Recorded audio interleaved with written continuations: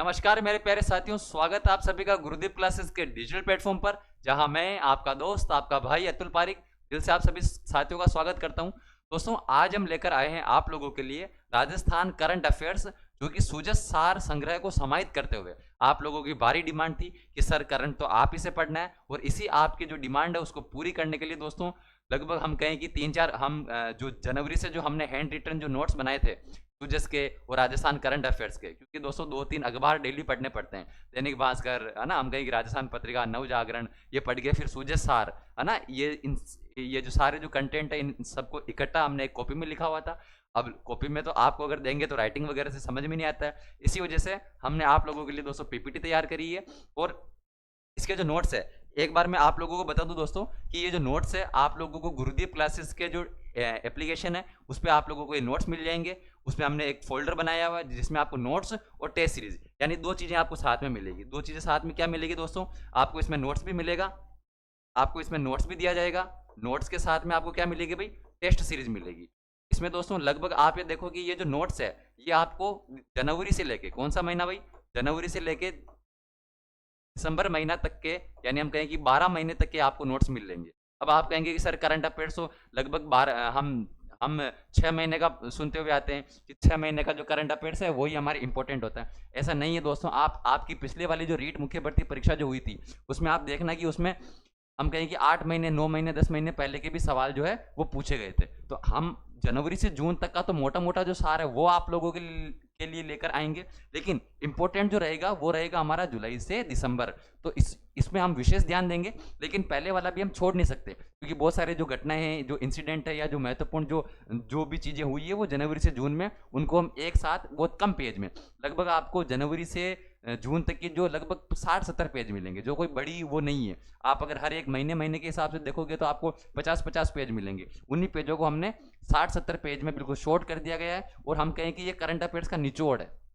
हाँ भाई, जिसमें हमने सूजस सार संग्रह के साथ जितने भी इंपॉर्टेंट घटनाएं जो हुई है राजस्थान के अंदर वो सभी को हमने इसमें कवर किया हुआ है। साथ में दोस्तों आपको टेस्ट दिए गए हैं, यानी हम कहें कि वैसे 12 टेस्ट है ना, 12 महीने के 12 टेस्ट तो आपको मिलेंगे, लेकिन आप लोगों को इन्हीं टेस्ट को ये 12 कोई फिक्स नहीं है। 12 से 15 भी हो सकते हैं, ये 20 भी हो सकते हैं। यानी मान लो कि किसी महीने में प्रश्न, मतलब कोई अगर कंटेंट ज़्यादा है तो ज़्यादा प्रश्न जो बनेंगे उनको हम अगले टेस्ट के माध्यम से जोड़ देंगे। यानी दोस्तों आप लोगों को देखो, वैसे अगर मैं आपको एक सीधी सी बात करूं, हमने इसकी रेट रखी है 99 रुपये, 99 रुपये रेट रखी है, लेकिन ऑफर में इसकी रेट चल रही है ओनली 75 रुपये। हाँ भाई, केवल 75 रुपये में। अब आप अगर ये देखोगे मेरे दोस्तों, 12 महीने आपको कितने रुपए में मिल रहे हैं, 75 रुपये में। यानी आप अगर देखोगे तो एक महीना बाद है ना, बाद हम कहें कि 12 महीने है ना, 12 महीने के हिसाब से केवल हमने इसकी रेट क्या रखी है भाई, 75 रुपये। यानी 12 बेहतर लगभग 6 रुपये के आसपास इसकी रेट पड़ेगी। अब 6 रुपये में आपको एक महीने का पीडीएफ भी मिल रही, साथ में आपको टेस्ट भी मिल रहा है। यानी आप ये देखोगे कि दोस्तों ये जो 6 रुपये हैं ये आपके इतने वर्थ इट होने वाले, मैं कहूँ कि इतने लाभदायक, इतने शानदार जगह पे आप ये 6 रुपये लगा रहे हो ना, कि जिसमें आप लोगों को इतना बेस्ट कंटेंट, और सिर्फ रीट मुख्य भर्ती परीक्षा को टारगेट करते हुए, हम और कोई भर्ती परीक्षा को टारगेट नहीं कर रहे हैं, सिर्फ और सिर्फ रीट मुख्य भर्ती परीक्षा को टारगेट करते हुए हमने ये नोट्स तैयार किए हैं, जो कि आपके आगामी आने वाली परीक्षा में बहुत ही ज़्यादा इंपॉर्टेंट होंगे। तो आपको क्या करना मेरे दोस्तों, पहले तो इन नोट्स की प्रिंट आउट निकलवानी है, गुरुदीप क्लासेस के ऐप में जाना है, वहाँ से आप लोगों को ये जो नोट्स है, नोट्स और टेस्ट सीरीज आपको साथ में लेनी है। फिर साथ में आपको ये जो नोट्स है इनको हम कहें कि हार्ड कॉपी निकलवानी है। हार्ड कॉपी निकलवा के जब आप ये क्लास लो, तब क्लास लेते टाइम आपके सामने ये नोट्स होने चाहिए। अगर आपने ये चीज़ कर ली कि आपने क्लास भी देख ली, आपने नोट्स भी पढ़ ली, और एक दिन का गैप दे के आपको टेस्ट भी दे देना है। अगर ये 3 चीज़ें जो आपने कर ली, क्लास भी देख ली, आपने नोट्स भी पढ़ लिए, और फिर आपने टेस्ट भी दे दिया, मैं कह रहा हूँ दोस्तों एक सिंगल प्रश्न हमारे जो है वो हमारी पहुंच से बाहर नहीं जाने वाला है। यानी हम अगर देखें कि पिछली बार लगभग 12 से 15 प्रश्न करंट अफेयर्स के हर शिफ्ट में पूछे गए थे, और करंट अफेयर्स वैसे भी हम जानते हैं कि हर एग्जाम के लिए बहुत ज़्यादा इंपॉर्टेंट होता है, क्योंकि करंट और कुछ नहीं होता। हम क्या करते हैं, करंट को बाद के लिए छोड़ देते हैं, बाद के लिए इस छोड़ देते हैं कि वारे यार बाद में पढ़ लेंगे, वारे यार बाद में पढ़ लेंगे, करंट में क्या है। पर करंट ऐसी चीज़ है कि हमको डेली अपडेट रहना चाहिए कि आज वर्तमान में हमारे राजस्थान में हमारे आसपास क्या हो रहा है। करंट वास्तव में यही चीज़ सिखाता है, पर हम इसको एक सब्जेक्ट मानकर और हम क्या कर देते हैं, इसको बाद के लिए छोड़ देते हैं। पर करंट अफेयर्स कोई सब्जेक्ट नहीं मेरे साथियों, करंट अफेयर्स है कि हमको डेली अपडेट रहने का एक जो तरीका जो सिखाता है वो कौन सिखाता है, करंट अफेयर। और आप ये ये कहोगे दोस्तों 12 से 15 जो प्रश्न है इसमें एक भी प्रश्न नहीं गलत होने की गारंटी आपका भाई लेता है। अगर आपने ये जो पीडीएफ जो है अभी तो जनवरी से जून माह की है, लेकिन दिवाली बाद हम आपको हर एक महीने में इसको अपडेट करते हुए जाएंगे और उसको ऐड करते हुए जाएंगे और आपको आगे से आपको जो पीडीएफ है वो उपलब्ध करवाते रहेंगे। तो आपको क्या करना मेरे साथियों, इसकी प्रिंट आउट निकलवानी है, हार्ड कॉपी निकलवानी है, क्लास देखनी है और आपको टेस्ट देना है। अगर आपने 3 चीजें मेरे साथ फॉलो कर ली, मैं कह रहा हूं दोस्तों 15 में से 15 सवाल हमारे सही होने की 100% गारंटी। ठीक है, तो आज की जो क्लास है, जनवरी महीने की जो क्लास है, बहुत ही हमने इसकी बहुत नॉमिनल रेट रखी है। कोई हमारा ये जो रेट रखने का उद्देश्य कोई पैसा कमाना नहीं मेरे दोस्तों। अगर मान लो कि आपके ये जो, जैसे मान लो कि आप ये टेस्ट जो है ना, ये जो खरीद रहे हो, इससे मान लो कि हमारे कुछ पैसे बच भी गए, तो वो पैसे हमारे किसी काम के नहीं दोस्तों। क्योंकि एक तो सीधी सी बात है कि जो टाइपराइटर वाले भैया जिन्होंने इतनी सारी मेहनत करी है उनको भी पैसा देना है, और साथ में अगर और भी कुछ बच गया इससे, वैसे तो कुछ नहीं बचता है ना, मान लो फिर भी कुछ बच गया, तो हम चाहते ये है कि दोस्तों कि ज़्यादा से ज़्यादा हमारे जो, हम कहें कि पूरे राजस्थान में जो गरीब परिवार के जो बच्चे हैं, या हम कहें कि जो मतलब है ना पढ़ना चाहते हैं, जो आगे अपना नाम कमाना चाहते हैं, आगे जो अपनी पढ़ाई है वो व्यवस्थित करना चाहते हैं, लेकिन पैसों की तंगी के कारण वो पढ़ नहीं पा रहे हैं। हमारा उद्देश्य है कि ऐसे मेरे प्यारे भाइयों बहनों को पढ़ाना है, उनको काबिल बनाना है, उनको कामयाब बनाना है। इसका जो सपना है गुरुदीप क्लासेस की जो टीम ने देखा है, उस सपने को पूरा करने के लिए हम दोस्तों निःशुल्क रूप से आप लोगों के लिए हम मेहनत कर रहे हैं। हम ये जो निःशुल्क क्लासेस ला रहे हैं, ये भी उन भाइयों बहनों के लिए ला रहे हैं जो 10, 15, 20 हज़ार रुपए की फीस वो अफोर्ड नहीं कर सकते हैं। उन्हीं दोस्तों के लिए ये हमने बहुत नाम मात्र की शुल्क रखी है, क्योंकि अगर हम चाहते तो इसकी रेट 200, 300, 500 रुपए रख लेते, लेकिन हमारा सीधा सा उद्देश्य दोस्तों पैसा कमाना नहीं है। हमारा उद्देश्य ज़्यादा से ज़्यादा लोगों तक हमारी पहुंच बढ़ाना है, और हर एक बच्चे को अच्छे से अच्छा गुणवत्तापूर्ण मटेरियल जो है वो निःशुल्क दाम पे, या हम कहें कि बहुत कम, बिल्कुल नॉमिनल रेट पे उसको उपलब्ध करवाया जा सके। तो हमारी ये जो मुहिम है दोस्तों, इसमें आप लोगों को जुड़ जाना है। आप लोगों का जो योगदान है वो योगदान बिल्कुल एकदम है ना, बिल्कुल महत्वपूर्ण योगदान होने वाला है। और ये जो रीट मुख्य भर्ती परीक्षा में जो हमारा जो करंट अफेयर्स का टारगेट है, इसमें बिल्कुल 100% गारंटी के साथ मैं दावा है ना, दावे के साथ कह सकता हूं दोस्तों कि एक भी प्रश्न आप लोगों के एग्जाम में बाहर नहीं जाने वाला है। ठीक है दोस्तों, तो आप लोगों को जो मैंने बात कहा है वो आप लोग फॉलो कीजिएगा, इसकी प्रिंट आउट निकलाइएगा, आप क्लास देखिएगा और टेस्ट दीजिएगा। ये 3 चीजें आपने कर ली तो बिल्कुल अपना बेड़ा पार लगने वाला है। तो आज की हम जो जनवरी माह है वो हम शुरू करते हैं। चलो भाई, है ना। दोस्तों आप लोगों ने देखा होगा कि जनवरी में सबसे पहले जो हम अगर बात करें कि है ना पुरस्कार और सम्मान, सबसे पहले प्रमुख पुरस्कार और सम्मान, एकदम इसको कैटेगरी वाइज डिवाइड किया हुआ है। पहले आपको सबसे पहले जैसे ही कोई महीने का करंट अफेयर्स आएगा, आपको है ना जो प्रमुख पुरस्कार और सम्मान वो ही खुलेंगे। तो ये अब ये देखो भाई, हमारे पुरस्कार और सम्मान किसको दिया गया। सबसे पहला पुरस्कार राजस्थान की 3 हस्तियों को मिला भाई पद्मश्री पुरस्कार। ये 3 हस्तियां हमारे सामने दिख रही भाई, एक शिनकाफ निजाम है, एक बैजनाथ जी महाराज और एक बतुल बेगम। इनको क्या मिला भाई, पद्मश्री पुरस्कार। देखो भाई, केंद्रीय गृह मंत्रालय ने 25 जनवरी 2025 को पद्म पुरस्कारों की घोषणा करी है। हमारे राजस्थान से 3 व्यक्तियों का चयन हुआ। 3 व्यक्ति कौन है भाई, शिनकाफ निजाम है, जिनका असली नाम क्या होता है भाई, शिव किशन बिस्सा, है ना, और ये किस नाम से प्रसिद्ध है, शिनकाफ निजाम। ठीक है भाई, ये कहाँ के हैं, जोधपुर के हैं, और साहित्य के क्षेत्र में, यानी इनको शिनकाफ निजाम को साहित्य के क्षेत्र में क्या मिला भाई, पद्मश्री मिला है ना। उसके बाद हम कहीं बतुल बेगम जयपुर की है, और क्या है, मांड गायिका है। क्या भाई, ये मांड गायिका, यानी हम कहें कि कला के क्षेत्र में, किस क्षेत्र में भाई, कला के क्षेत्र में। मांड गायिका एक प्रकार से कला के क्षेत्र में काउंट होता है, तो कि कला के क्षेत्र में इनको क्या मिला है, पद्मश्री। एक श्री सदानंद जी महाराज जो कि लक्ष्मणगढ़ सीकर के निवासी है, और इनको दोस्तों अध्यात्म के क्षेत्र में, हम कहें कि स्पिरिचुअलिटी के क्षेत्र में, है ना, इनको क्या मिला है, हमारे पद्मश्री। ये तीनों बहुत ही ज़्यादा मोस्ट इंपॉर्टेंट है। हम कहें कि पीटीईटी की परीक्षा हो, चाहे बीएसटीसी की परीक्षा हो, चाहे हमारे दोस्तों लाइब्रेरियन वाला पेपर हो, ये लाइब्रेरियन वाले पेपर में, चाहे हमारे जेल प्रेरी वाला पेपर हो, हर पेपर में ये सवाल, ये क्योंकि बहुत मोस्ट इंपॉर्टेंट है। हमको शिनकाफ निजाम, बैजनाथ जी महाराज और बतुल बेगम, तीनों के नाम ध्यान रखने। इनको तीनों को क्या मिला भाई, पद्मश्री पुरस्कार मिला। इंपॉर्टेंट है आप लोगों को, इसी तरीके से हम मेरे साथ पढ़ते हुए चलना। एक एक फैक्ट वो दोस्तों आप लोगों को सीधा सीधा मैं याद कराने वाला हूँ। अगला देखो भाई, जयपुर की पैराशूटर मोना अग्रवाल को मिला भाई अर्जुन पुरस्कार 2024। बहुत ही ज्यादा इंपॉर्टेंट है, हर परीक्षा में छपा हुआ सवाल है कि भाई राजस्थान की मोना अग्रवाल को दोस्तों कौन सा भाई मोस्ट इंपॉर्टेंट अर्जुन पुरस्कार से सम्मानित किया गया। देखो भाई, राष्ट्रपति द्रौपदी मुर्मू द्वारा राष्ट्रपति भवन में 17 जनवरी 2025 को आयोजित जयपुर की पैराशूटर है ना, अगर कोई खेल पूछे तो कि पैरालंपिक में जाते है ना, ये पैरालंपिक में गई थी, और इनको क्या मिला भाई, शूटिंग में है ना, मोना, है ना, इनका नाम ध्यान रखना दोस्तों, बहुत मोस्ट इंपॉर्टेंट नाम है मोना अग्रवाल। ठीक है, ये देखो भाई, मोना ने पेरिस ओलंपिक में 10 मीटर एयर राइफल, ये थोड़ा सा इनका खेल ध्यान रखिएगा। आप लोगों के रीट में खेल और खिलाड़ी एकदम टॉपिक जो है वो साथ साथ दिया हुआ है। और खेल खिलाड़ी से पिछले बार L1 में तो लगभग हम कहें कि 4-5 प्रश्न पूछे थे, और बाकी हर शिफ्ट में एक एक प्रश्न पूछा गया था, है ना। L2 में हर शिफ्ट में एक एक प्रश्न पूछा गया था, और L2 में L1 में 4-5 प्रश्न। तो कि खेल खिलाड़ी को हमने बहुत अच्छे तरीके से कंटेंट जो है वो तैयार किया है। ध्यान रखना भाई, इनका जो खेल कौन सा है भाई, 10 मीटर एयर राइफल पिस्टल है ना, SH1 में है ये। और इनका स्कोर क्या रहा भाई, 228.7। ये स्कोर पूछा जा सकता है आपसे, स्कोर पूछा जा सकता है। 228.7 के साथ इन्होंने कांस्य पदक जीता। कांस्य का मतलब कौन सा होता है भाई, ब्रोंज पदक जीता। कौन सा भाई, ब्रोंज पदक जीता है मोना अग्रवाल। दोनों का नाम जो, इसका जो नाम है इंपॉर्टेंट है दोस्तों, ध्यान रखना आप लोगों को, ठीक है भाई, मोना अग्रवाल। उसके बाद दोस्तों अभी हमने कहा ना, जो हमारे 2023 वाला जो ये पुरस्कार था, उसमें हमने एक नाम आता दिव्य कृति सिंह। ये दिव्य कृति सिंह राठौड़ दोस्तों बहुत बार, है ना, ये 2-3 बार परीक्षा में भी पूछा जा चुका था उस समय, क्योंकि इनको 2023 में अर्जुन पुरस्कार से सम्मानित किया गया था। 2024 में मोना और 2023 में दिव्य कृति सिंह। खेल कौन सा था भाई, घुड़ सवारी ड्रेसेस। आरपीएससी ने सवाल पूछा था ये, है ना। आरपीएससी ने ऑप्शन में घुड़ सवारी भी दिया था और घुड़ सवारी ड्रेसेस भी दिया था। तो ये घुड़ सवारी ड्रेसेस में इन्होंने कौन सा हमारे ये पुरस्कार जीता है। और ये एकमात्र महिला, हम कहें कि घुड़ सवारी में ये पुरस्कार पाने वाली एकमात्र महिला बनी थी, ठीक है। तो हमको इनका नाम भी विशेष रूप से ध्यान रखना है। अगर मान लो कभी हमसे पूछ ही ले कि भाई दिव्य कृति सिंह राठौड़ का संबंध किस खेल से था, तो कि घुड़ सवारी से था। अगला देखो भाई, मेजर जनरल सुरेश बांबू को युद्ध सेवा मेडल। हाँ भाई, इंपॉर्टेंट है, परीक्षा में पूछा गया है और आगामी परीक्षाओं में भी पूछा जाएगा। देखो भाई, राष्ट्रपति द्रौपदी मुर्मू द्वारा 25 जनवरी 2025 को असम राइफल के महानिदेशक और मेजर जनरल कौन है भाई, सुरेश बांबू। और सुरेश बांबू को हम कहें कि युद्ध सेवा मेडल से सम्मानित किए जाने की घोषणा करी है।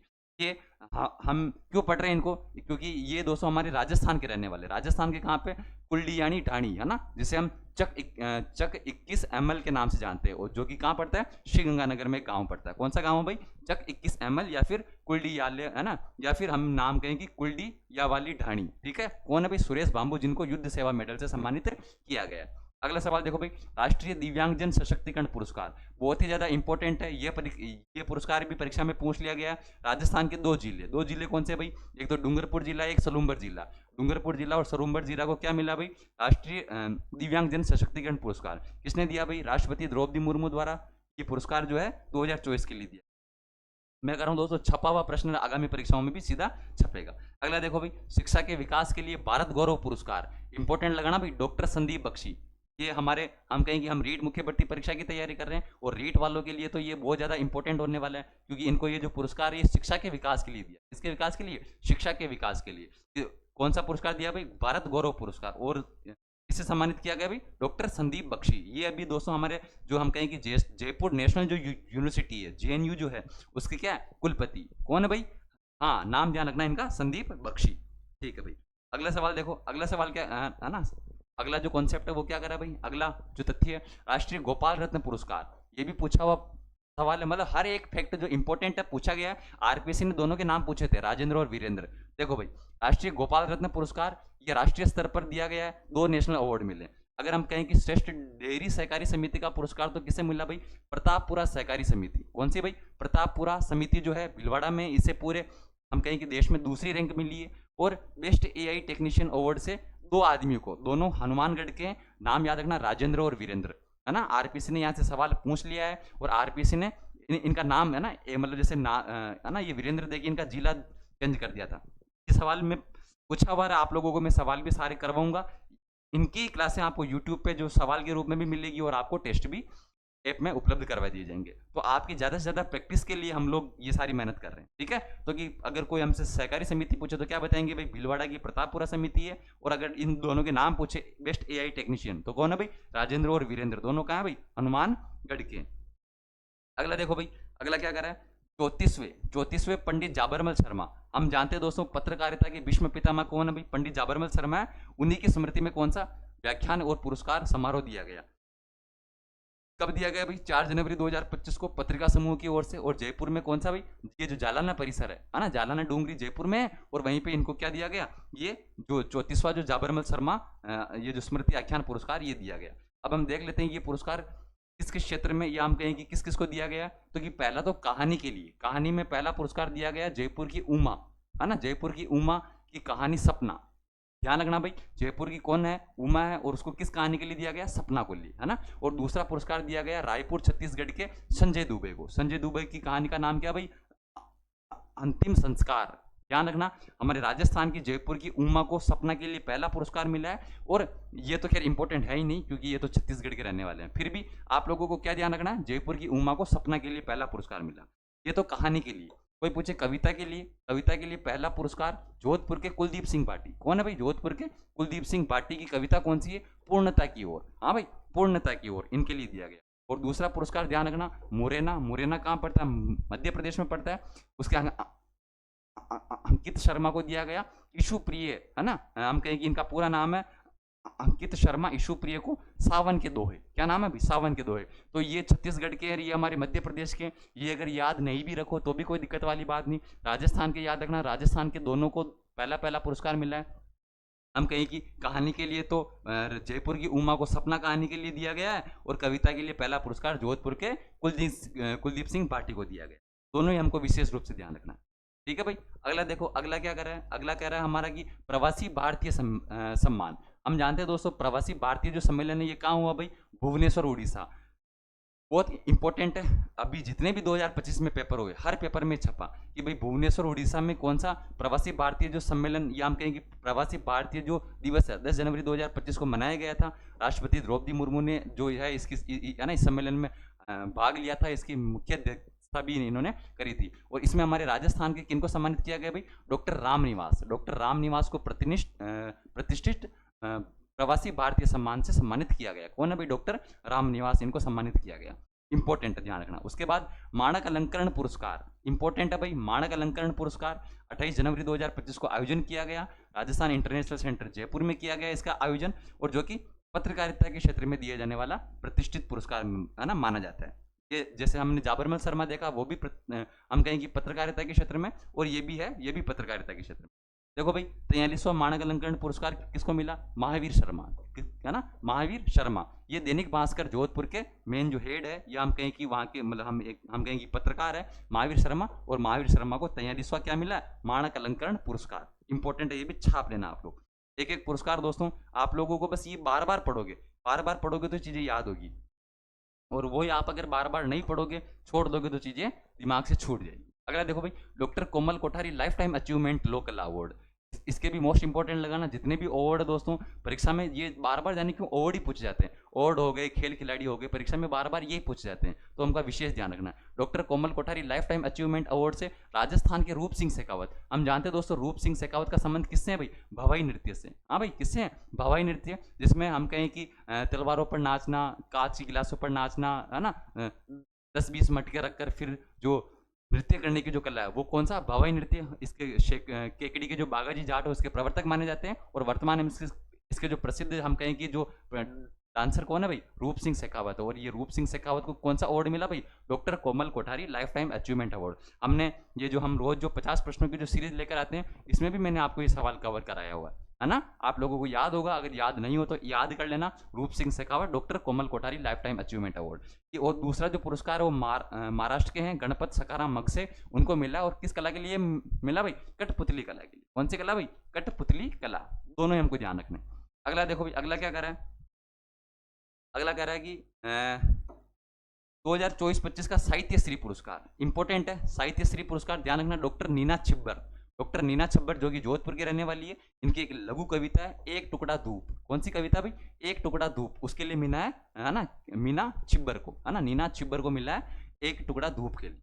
अगला पुरस्कार देखो भाई, अगला पुरस्कार बहुत ज्यादा इंपॉर्टेंट है, क्योंकि ये जो रिपोर्ट है ये बार बार नहीं आती है, ये 2-3 सालों में आती है। कौन सी रिपोर्ट है भाई, 5वें राष्ट्रीय जल पुरस्कार। ये हर बार नहीं दिए जाते हैं, यानी ये 2023 के जो पुरस्कार वो कब दिए गए, 22 अक्टूबर 2024 को दिए गए। यानी इंपॉर्टेंट है, अगले मतलब हम कहें कि 2025-26 तक के लिए तो इंपॉर्टेंट है ये पुरस्कार। कौन से भाई, 5वें राष्ट्रीय जल पुरस्कार। इसमें पहले स्थान पे तो कौन रहा भाई, पहले पे रहा उड़ीसा, दूसरे पे कौन रहा, उत्तर प्रदेश। ये भी एग्जाम में पूछा जा चुका है कि 5वें राष्ट्रीय जल पुरस्कार में पहले स्थान पे कौन रहा भाई, पहले पे उड़ीसा रहा है, दूसरे पे हमारे उत्तर प्रदेश रहा है। हम कहें कि ये जो हमारे राजस्थान का जो हम कहें कि सर्वश्रेष्ठ विद्यालय में राजस्थान का जो विद्यालय कौन सा, राजकीय उच्च प्राथमिक विद्यालय जेठ 1 का बास सीकर, ये दोस्तों बहुत ज़्यादा इंपॉर्टेंट है। सीकर की स्कूल है, हम कहें कि अपर प्राइमरी स्कूल है, जेट 1 का बाद सीकर, इसके आगे मोस्ट केयर मैंने लगा है ना, लगा हुआ है।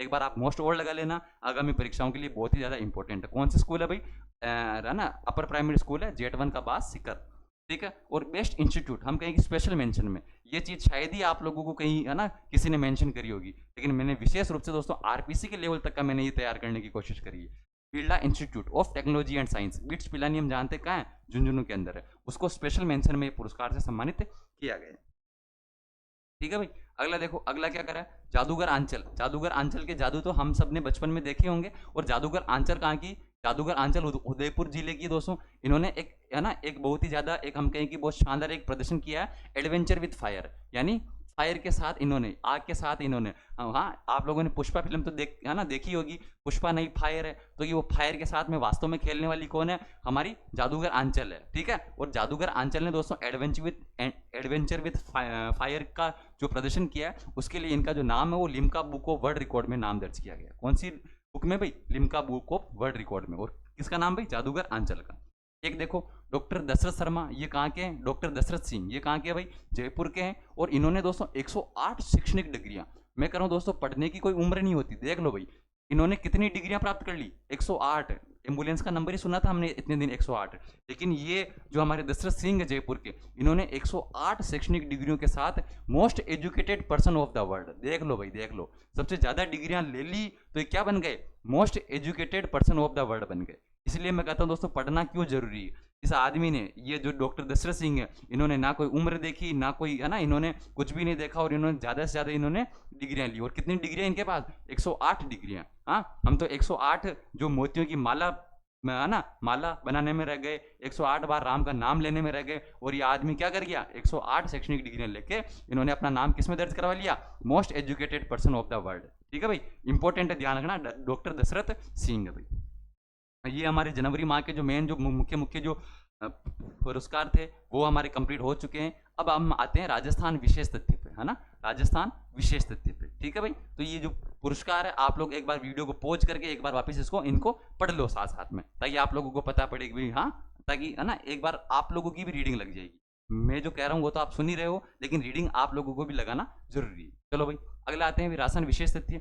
देश का दूसरा सबसे बड़ा टेलीस्कोप, क्या नाम है भाई टेलीस्कोप का, ब्रह्मा, और कहाँ स्थापित किया गया, माउंट आबू सिरोही के अंदर। ध्यान रखना दोस्तों, इंपॉर्टेंट है, देश का दूसरा सबसे बड़ा टेलीस्कोप, नाम ध्यान रखना, ब्रह्मा। हाँ भाई, ब्रह्मा जी ने सृष्टि तो बनाई है, लेकिन हमारे देश में, देश का जो दूसरा सबसे बड़ा टेलीस्कोप वो हमारे राजस्थान में लगा है। राजस्थान में भी कहाँ पे, माउंट आबू सिरोही के अंदर। क्या नाम है भाई इसका, ब्रह्मा। देख लो भाई, माउंट आबू सिरोही में 1080 मीटर की ऊंचाई पर देश की पहली इंफ्रारेड वेधशाला। कोई पूछे दोस्तों कि देश की पहली इंफ्रारेड वेधशाला भी कहाँ है, हमारे राजस्थान में। कितने मीटर ऊंची है भाई, 1680 मीटर ऊंची। कहाँ स्थापित की गई भाई, माउंट आबू सिरोही के अंदर। और वहीं पर देश का दूसरा सबसे बड़ा, हम कहें कि देश का दूसरा सबसे बड़ा का मतलब क्या है, 2.5 मीटर। कितना मीटर बड़ा मेरे दोस्तों, 2.5 मीटर। वो देखो 2.5 मैंने वहां पे लिखा हुआ है, 2.5 मीटर बड़ा टेलीस्कोप ब्रह्मा, जो कि वर्ष 2025 में काम करना शुरू कर देगा।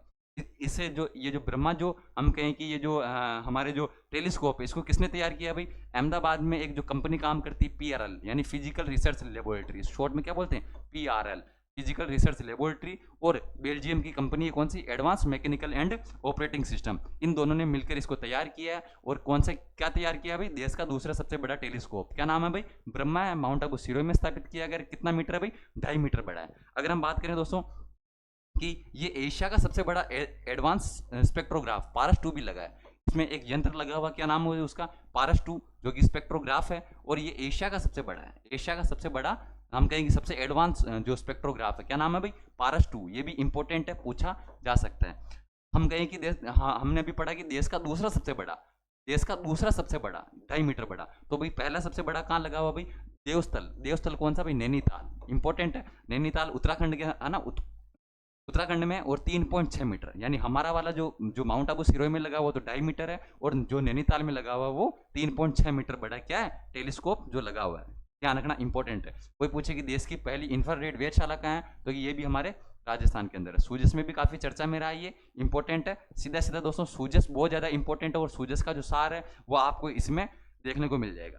ठीक है, तो आप लोगों को इधर उधर कहीं भटकने की जरूरत नहीं है। करंट अफेयर्स का वन स्टॉप सॉल्यूशन आप लोगों के लिए मैं लेकर आया हूं दोस्तों। आप लोगों को इसके बाद और कहीं नहीं जाना है। मैं कह रहा हूं बस आप लोगों का जो विश्वास है वो विश्वास बना लीजिएगा दोस्तों। एक प्रश्न, एक सिंगल प्रश्न अपनी इस पीडीएफ से बाहर नहीं जाने वाला। अगला है ना, अगला देखो भाई, ये प्रदेश का पहला यानी हमारे राजस्थान का पहला धार्मिक विश्वविद्यालय कहाँ बनेगा भाई? नंदगांव सिरोही। अभी हमने देखा कि देश की पहली इंफ्रारेड वेधशाला भी कहाँ है? सिरोही में। देश का पहला जो धार्मिक विश्वविद्यालय वो भी कहाँ बन रहा है? सिरोही में बन रहा है। ठीक है भाई, सिरोही में क्या नाम होगा भाई इसका? सुरभि विश्वविद्यालय। नाम ध्यान रखना भाई, नाम क्या बनेगा? सुरभि विश्वविद्यालय। कौन तैयार करेगा भाई इसको? संचालन कौन करेगा? तो कि गोधाम महातीर्थ पथमेड़ा लोक पुण्यार्थ न्यास की ओर से। ये भी ध्यान रखना। कितने करोड़ की लागत से? 330 करोड़ और 28 पॉइंट है ना 38.30 एकड़ भूमि जो है इस यूनिवर्सिटी को दी जाएगी। और आपको चीजें याद रहे नहीं रहे, ये जरूर याद रखना कि देश का पहला धार्मिक विश्वविद्यालय हमारे नंदगांव सिरोही में बनेगा। इसका नाम क्या होगा? हमारे सुरभि विश्वविद्यालय। अगला देखो भाई, आप लोगों ने देखा ही होगा अभी जितने भी 2025 के करंट अफेयर्स में हमारे जो पेपर हुए हैं उसमें हर शिफ्ट में सवाल पूछा गया है। क्या सवाल पूछा गया भाई? कि हमारे एक तो राजस्थान और एक हमारे एमपी का जो जिला है, राजस्थान का उदयपुर और एमपी का इंदौर, इन दोनों को वेटलैंड शहर के रूप में मान्यता मिली। वेटलैंड यानी हम कहेंगे आर्द्रभूमि शहर, है ना। आर्द्रभूमि शहर के रूप में भारत के दो शहर है ये। भारत के इस सूची में शामिल होने वाले दो ही देश है ना, दो ही हम कहें कि जो स्थान है, एक तो हमारे राजस्थान का उदयपुर है और एक मध्य प्रदेश का इंदौर है। अब आप कहोगे सर मध्य प्रदेश को आपने क्यों जोड़ दिया? दोस्तों एक आधा नाम कोई दूसरा याद रख लोगे तो कोई दिक्कत नहीं होगी, लेकिन परीक्षा में थोड़ा सा हमको एक एडवांस जानकारी हमारे पास होनी चाहिए। ध्यान रखना है, राजस्थान का उदयपुर है और एमपी का इंदौर है, ये क्या बने? Wetland city. परीक्षा में पूछे जा चुके हैं। जनवरी 2025 में राजस्थान के उदयपुर और मध्य प्रदेश के इंदौर को रामसर कन्वेक्शन में आर्द्रभूमि स्थल के रूप में अंतर्राष्ट्रीय मान्यता प्राप्त करने वाले पहले भारतीय शहर। अब तक इस जो लिस्ट में यानी हम कहें कि वेटलैंड शहर में कुल 31 शहर है मेरे दोस्तों। कितने शहर है भाई? 31 है, जिसमें सर्वाधिक वेटलैंड शहर कहाँ पे? चीन में। चीन में 9 है, भारत में 2 है, एक राजस्थान के उदयपुर में और एक मध्य प्रदेश के इंदौर में। दोनों ही हमारे काम की जानकारी। अगली जानकारी देखो दोस्तों, अगली जानकारी क्या करी? अगला कह रहा है हमसे महाराणा प्रताप एयरपोर्ट पर बनेगा देश का पहला चिल्ड्रन पार्क। अच्छा, यानी ये जो हमारे महाराणा प्रताप एयरपोर्ट कहाँ भाई? डबोक उदयपुर के अंदर। कहाँ भाई? डबोक उदयपुर में। और यहाँ क्या बनेगा? देश का पहला चिल्ड्रन पार्क। इंपॉर्टेंट है, उस चिल्ड्रन पार्क का नाम क्या होगा भाई? बाल चौपाल। क्या नाम होगा मेरे साथियों? बाल चौपाल। देश का पहला चिल्ड्रन पार्क बाल चौपाल कहाँ बनेगा भाई? महाराणा प्रताप एयरपोर्ट डबोक उदयपुर, जिसमें 6 महीने से लेकर 3 साल तक का जो बच्चा होगा इसको खेल कूद सुविधाएं जो फ्री दी जाएगी।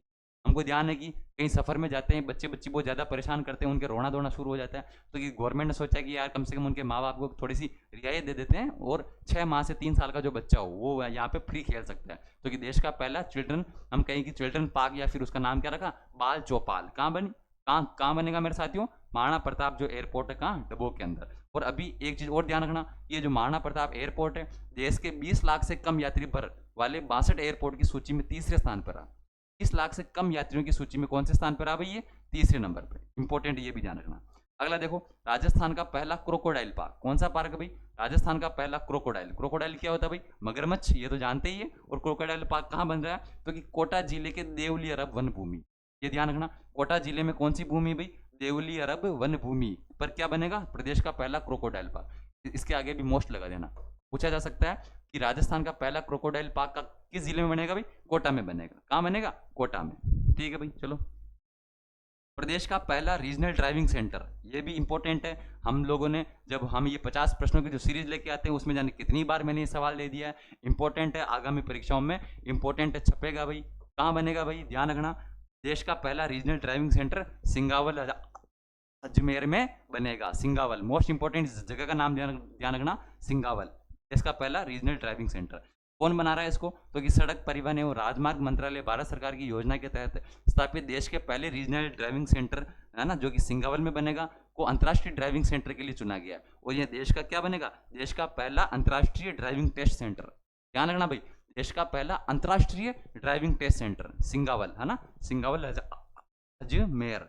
इंपॉर्टेंट है भाई। चलो भाई, अगला देखो। अब देखो, हमारे राजस्थान में आपको पता है कि भाई है ना, विकसित राजस्थान या हम कहें कि विकसित भारत 2047 का सपना देख रहे हैं। तो सपना जो है बिना पैसों के तो पूरा होगा नहीं, है ना। हमारे राजस्थान के मुख्यमंत्री जी भजन लाल जी ने भी ये सपना देखा है। तो इस सपने को पूरा करने के लिए पैसा तो चाहिए, तो वो पैसा कौन देगा भाई? बैंक ऑफ बड़ौदा और बैंक ऑफ महाराष्ट्र। यानी हम कहें कि हमारे जो राजस्थान सरकार है इसने 2 बैंकों के साथ समझौता किया। एक बैंक तो कौन सा है, बैंक ऑफ बड़ौदा, और एक कौन सा है, बैंक ऑफ महाराष्ट्र।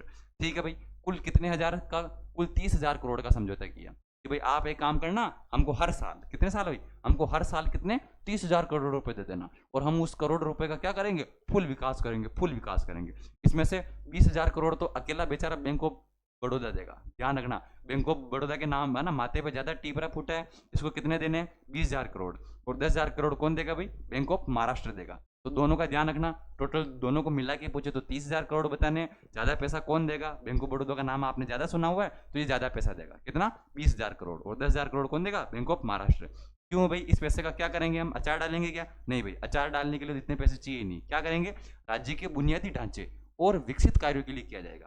भाई राज्य का जो बुनियादी ढांचा जो है, यानी हम कहेंगे जो विकास है, यानी हम कहेंगे जो सड़कें हैं, या हम कहें कि जितनी भी राजस्थान में योजना चल रही है, उन योजनाएं, बिना पैसों के तो योजनाएं होगी नहीं। कैसे होगी ये योजनाएं, तो कि बैंक ऑफ बड़ौदा और बैंक ऑफ महाराष्ट्र से जो हम ऋण लेंगे, उस ऋण के माध्यम से हम क्या करेंगे, इन योजनाओं को पूरा करेंगे। अगला देखो भाई, राम जल सेतु लिंक परियोजना का नामकरण। दोस्तों इस परियोजना का नामकरण बहुत बार हो चुका है। हाँ भाई, इतने तो किसी बच्चे की नावण की घूगरी में, हाँ भाई नावण की घूगरी तो आप लोगों ने खाई होगी, आप लोगों ने देखा होगा कि बच्चे के भी 1 2 3 नाम ही होते हैं। इस योजना के बहुत सारे नाम चेंज हो गए हैं। सबसे पहले तो इसका नाम था पूर्वी राजस्थान नहर परियोजना, जिसे हम ERCP के नाम से जानते थे, पूर्वी राजस्थान नहर परियोजना। फिर उसके बाद गजेंद्र सिंह शेखावत और वो सब आए, तब इसका नाम चेंज करके क्या कर दिया, पार्वती काली सिंध चंबल लिंक परियोजना। ये नाम भी आपने सुना ही होगा। फिर जब हमारे राम जन्मभूमि, हम कहें कि राम मंदिर प्राण प्रतिष्ठा समारोह को जैसे 1 साल हुआ अभी हमारे 22 जनवरी 2025 को, और हमने इसका नाम जो है वो राम जन्मभूमि की प्राण प्रतिष्ठा के अवसर पर इसका जो संशोधित पार्वती काली सिंध चंबल लिंक परियोजना से इसका नामकरण चेंज करके क्या रख दिया, राम जल सेतु लिंक परियोजना। ध्यान रखना भाई, मोस्ट इंपॉर्टेंट पूछा जा सकता है इसमें, बाकी सब चीजें तो आपको पता ही है। ध्यान रखना, समझौता कब हुआ, 28 जनवरी 2024 को एक त्रिपक्षीय समझौता हुआ। त्रिपक्ष मतलब 3 पक्ष थे। 3 पक्ष कौन कौन सा, एक तो केंद्र सरकार का है ना, केंद्र सरकार, एक राजस्थान सरकार और एक मध्य प्रदेश सरकार। हाँ भाई इंपॉर्टेंट है, केंद्र सरकार की तरफ से तो गजेंद्र सिंह शेखावत थे उस टाइम पे, है ना, हाँ जनवरी में, ठीक है। और हम कहें कि राजस्थान सरकार से कौन थे, तो कि हमारे जो भजनलाल जी, और मध्य प्रदेश सरकार से मोहन यादव। इंपॉर्टेंट है, तीनों के नाम ध्यान रखना। इसमें ध्यान रखना, राजस्थान के 17 जिले लाभान्वित होंगे और मध्य प्रदेश के 13 जिले लाभान्वित होंगे। इस योजना में दोस्तों एक थोड़ा सा मैं बता दूं, इसमें पहले केवल राजस्थान के 13 जिले लाभान्वित हो रहे थे। फिर बाद में जब इसका नाम पार्वती काली सिंध चंबल लिंक किया गया, तब इसमें MP के भी 13 जिले जोड़ दिए।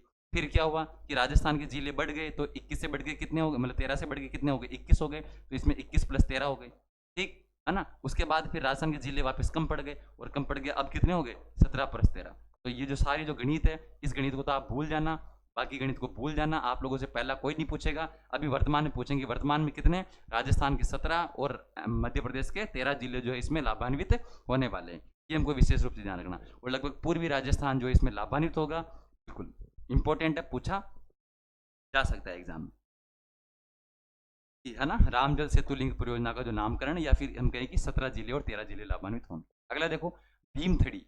भीमथड़ी किसकी नस्ल है भाई, घोड़ा की। घोड़े की 8वीं नस्ल के रूप में गजट नोटिफाइड इसका जारी हो गया। देखो भाई, भारत सरकार ने राष्ट्रीय अश्व अनुसंधान केंद्र जो बीकानेर में है, हम कहें कि, है ना, राष्ट्रीय अश्व अनुसंधान केंद्र, हमसे कोई पूछे भी कहाँ है, बीकानेर के अंदर है। इसने घोड़े की 8वीं नस्ल, 8वीं नस्ल का क्या नाम है भाई, भीमथड़ी। भीमथड़ी नस्ल के रूप में गजट नोटिफाई कर दिया गया है। ध्यान रखना भाई, अब तक है ना भीमथड़ी डक्कनी, है ना, डक्कनी, हम कहेंगे डक्कन जो क्षेत्र होता है, डक्कनी क्षेत्र का घोड़ा है, और इसकी कुल संख्या कितनी हो गई, 100 दर्ज की गई। इंपॉर्टेंट है, ध्यान रखना कि घोड़े की 8वीं नस्ल कौन सी नोटिफाइड की गई भाई, भीमथड़ी। और किसने बनाई इस नस्ल को, हम कहें कि राष्ट्रीय अश्व अनुसंधान केंद्र, और कहाँ है ये, बीकानेर के अंदर है। अगला देखो भाई, ये थोड़ा सा आपको कुछ ऐसे मिलेगा ना, चलो इसको हम ऐसे रख लेते हैं। क्या ये कि भाई CSIR सीरी पिलानी, आप लोगों ने ये, अगर आपको नहीं पता हो तो ये भी ध्यान रखना। सीरी क्या होता है भाई, ये हमारे, हम कहें कि जो सेंट्रल इलेक्ट्रॉनिक्स से जो भी रिलेटेड जो भी काम है वो कौन करता है, सीरी पिलानी करता है। और इसका मुख्यालय पिलानी झुंझुनू में। क्या कर रहा है ये, सेमीकंडक्टर चिप पर दूसरे देशों पर निर्भरता कम करने के लिए केंद्रीय इलेक्ट्रॉनिक्स इंजीनियरिंग अनुसंधान संस्थान, इसका मुख्यालय कहाँ है भाई, पिलानी झुंझुनू में। इसके वैज्ञानिकों ने एक स्वदेशी LED चिप बनाई है। क्या बनाई है, चिप तो जानते हो ना, हम सिम वगैरह रखते हैं, वो कौन सी, वो चिप ही होती है। तो ये उस टाइप की एक चिप बनाई है, क्योंकि हमको ये चिपें बाहर के देशों से मंगवानी पड़ती थी। अब हमारे जो सीरी के जो वैज्ञानिक है वो कह रहे हैं कि यार इतना तो हम ही कर लेंगे, हम क्या बाहर के देशों पे आश्रित रहेंगे। हमारे मोदी जी का सपना है आत्मनिर्भर भारत, आत्मनिर्भर भारत। तो उस आत्मनिर्भर भारत के सपने को पूरा करने के लिए हम कहें कि दूसरे देशों पर निर्भरता कम करने के लिए हमारे राजस्थान में CSIR सीरी पिलानी के जो वैज्ञानिक है, इन वैज्ञानिकों ने स्वदेशी LED चिप का निर्माण किया है और ये IoT सक्षम पोर्टेबल एंडोस्कोप तकनीक पर आधारित होगी। ये थोड़ा सा याद रखो तो ठीक है, बाकी नहीं रखो तो ऐसा कोई विशेष इसमें जानकारी है नहीं। ठीक है, हाँ रीडिंग जरूर लगानी, आप लोगों को छोड़नी चीजें कुछ भी नहीं है, क्योंकि वैसे भी आप लोगों के सामने सार पेश किया जा रहा है और फिर सार में से भी आप अगर छोड़ दोगे तो कैसे काम चलेगा। रीडिंग जरूर लगानी मेरे प्यार दोस्त। अगला देखो भाई, आठवीं आर्थिक गणना 2025-26। ध्यान रखना भाई, कोई पूछेगी अभी 2025-26 में कौन सी आर्थिक गणना की जा रही है, 8वें नंबर की गणना की जा रही है।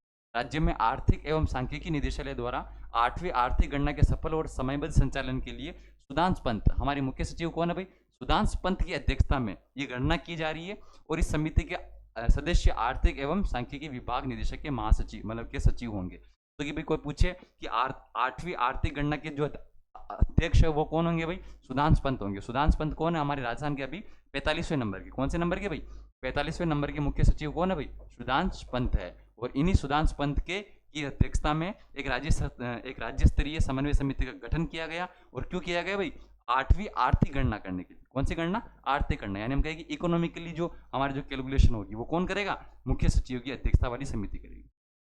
इंपॉर्टेंट क्या पूछा जा सकता है कि इस समिति का प्रशासनिक विभाग कौन होगा भाई, आर्थिक एवं सांख्यिकी विभाग। हाँ भाई, आर्थिक एवं सांख्यिकी विभाग जो है इस समिति का मुख्य नोडल विभाग होगा और मुख्य सचिव जो है सुधांश पंत वो इस समिति के क्या होंगे, अध्यक्ष होंगे।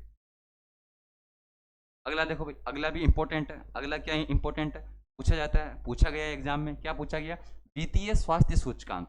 हाँ भाई, ऐसे सूचकांक जो है ज्यादातर परीक्षाओं में सूचकांक पूछे जाते हैं, इंपॉर्टेंट है, ध्यान रखना। नीति आयोग, हम जानते हैं दोस्तों भारत में पहले योजना आयोग था, 1950 में योजना आयोग आया था और जैसे ही मोदी जी आए और 2015 में क्या आ गया, योजना आयोग आ गया। योजना आयोग क्या करता है, आगे की प्लानिंग करता है ना, कि आगे जो सरकार का जो ढांचा है, जो सहकारी जो तंत्र है उसको, है ना, सरकारी और जो सहकारी जो तंत्र है उसको किस प्रकार से सुचारू रूप से चलाना। तो ये तो नीति आयोग है, ये एक सूचकांक जारी करता है, क्या नाम उसका, वित्तीय स्वास्थ्य सूचकांक। यानी आपकी मतलब पैसों से स्वास्थ्य कैसा है आपका, है ना, ये जानकारी बताता है। इसमें दोस्तों ध्यान रखना कि ये जो 24 जनवरी 2025 को जारी किया गया, और कुछ ध्यान रखो मत रखो, कितने सूचकांक थे इसमें, 5 प्रमुख सूचकांक थे। कितने थे भाई, 5 प्रमुख सूचकांक। और कितने राज्य ने इसमें शामिल लिया, तो ये 18 प्रमुख राज्यों के वित्तीय सूचकांक का मूल्यांकन किया गया। यानी हमारे भारत में अभी तो कितने, 28 राज्य और 8 केंद्र शासित प्रदेश, 28 + 8 है, लेकिन इन सब ने भाग नहीं लिया। केवल 18 जो प्रमुख राज्य थे उनका वित्तीय स्वास्थ्य सूचकांक हमने निकाला है, जिसमें पहले पे रहा उड़ीसा, दूसरे पे रहा छत्तीसगढ़, तीसरे पे रहा गोवा। यानी आप लोगों को ध्यान रखना, पहले पे उड़ीसा, दूसरे पे छत्तीसगढ़ और तीसरे पे गोवा।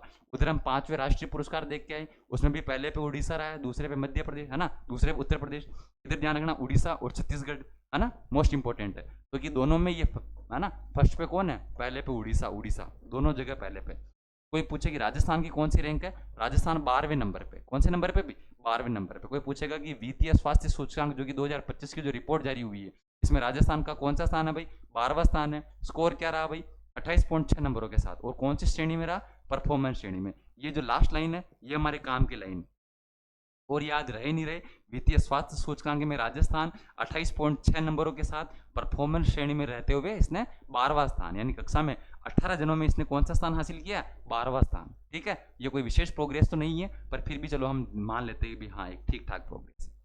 ठीक है भाई, चलो अगला देखो, अगला क्या कर रहा है, अगला हमसे कह रहा है कि IYC, है ना, IYC राज्य अपेक्ष समिति। दोस्तों हम जानते हैं कि अभी हमारा जो भारत है वो 2025 को क्या मना रहा है भाई, सहकारिता वर्ष के रूप में मना रहा है, इंटरनेशनल ईयर ऑफ कोऑपरेटिव्स, यानी अंतर्राष्ट्रीय सहकारिता वर्ष के रूप में हम 2025 को मना रहे हैं। और इसी सहकारिता को और ज्यादा बढ़ावा देने के लिए, है ना, या हम कहें कि जितने भी हमारे भारत में 2025 में सहकारिता से संबंधित जो भी प्रोग्राम होंगे, जितने भी राज्य स्तरीय कार्यक्रम होंगे, उनके प्रभावी संचालन के लिए एक कमेटी का गठन किया गया। क्या नाम भाई कमेटी का, IYC राज्य अपेक्ष समिति, है ना। तो ये मोस्ट इंपॉर्टेंट है। और इस समिति के जो अध्यक्ष है वो कौन होंगे भाई, मुख्यमंत्री भजनलाल जी शर्मा होंगे। कौन होंगे भाई, मुख्यमंत्री भजनलाल जी शर्मा। किस समिति भाई, IYC, है ना, IYC हम कहें कि राज्य अपेक्ष समिति, कौन होंगे भाई? मुख्यमंत्री भजनलाल शर्मा इस समिति के अध्यक्ष होंगे।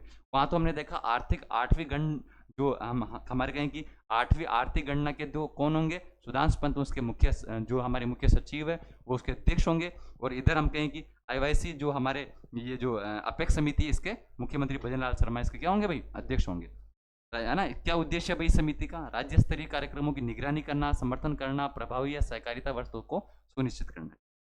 ये आप लोग इसको डिटेल से और पढ़ लेना, है ना। डिटेल से पढ़ने के लिए आप लोगों को पीडीएफ दी जा रही है। बस मैं जो इंपॉर्टेंट चीजें वो आप लोगों को बताना चाह रहा हूँ।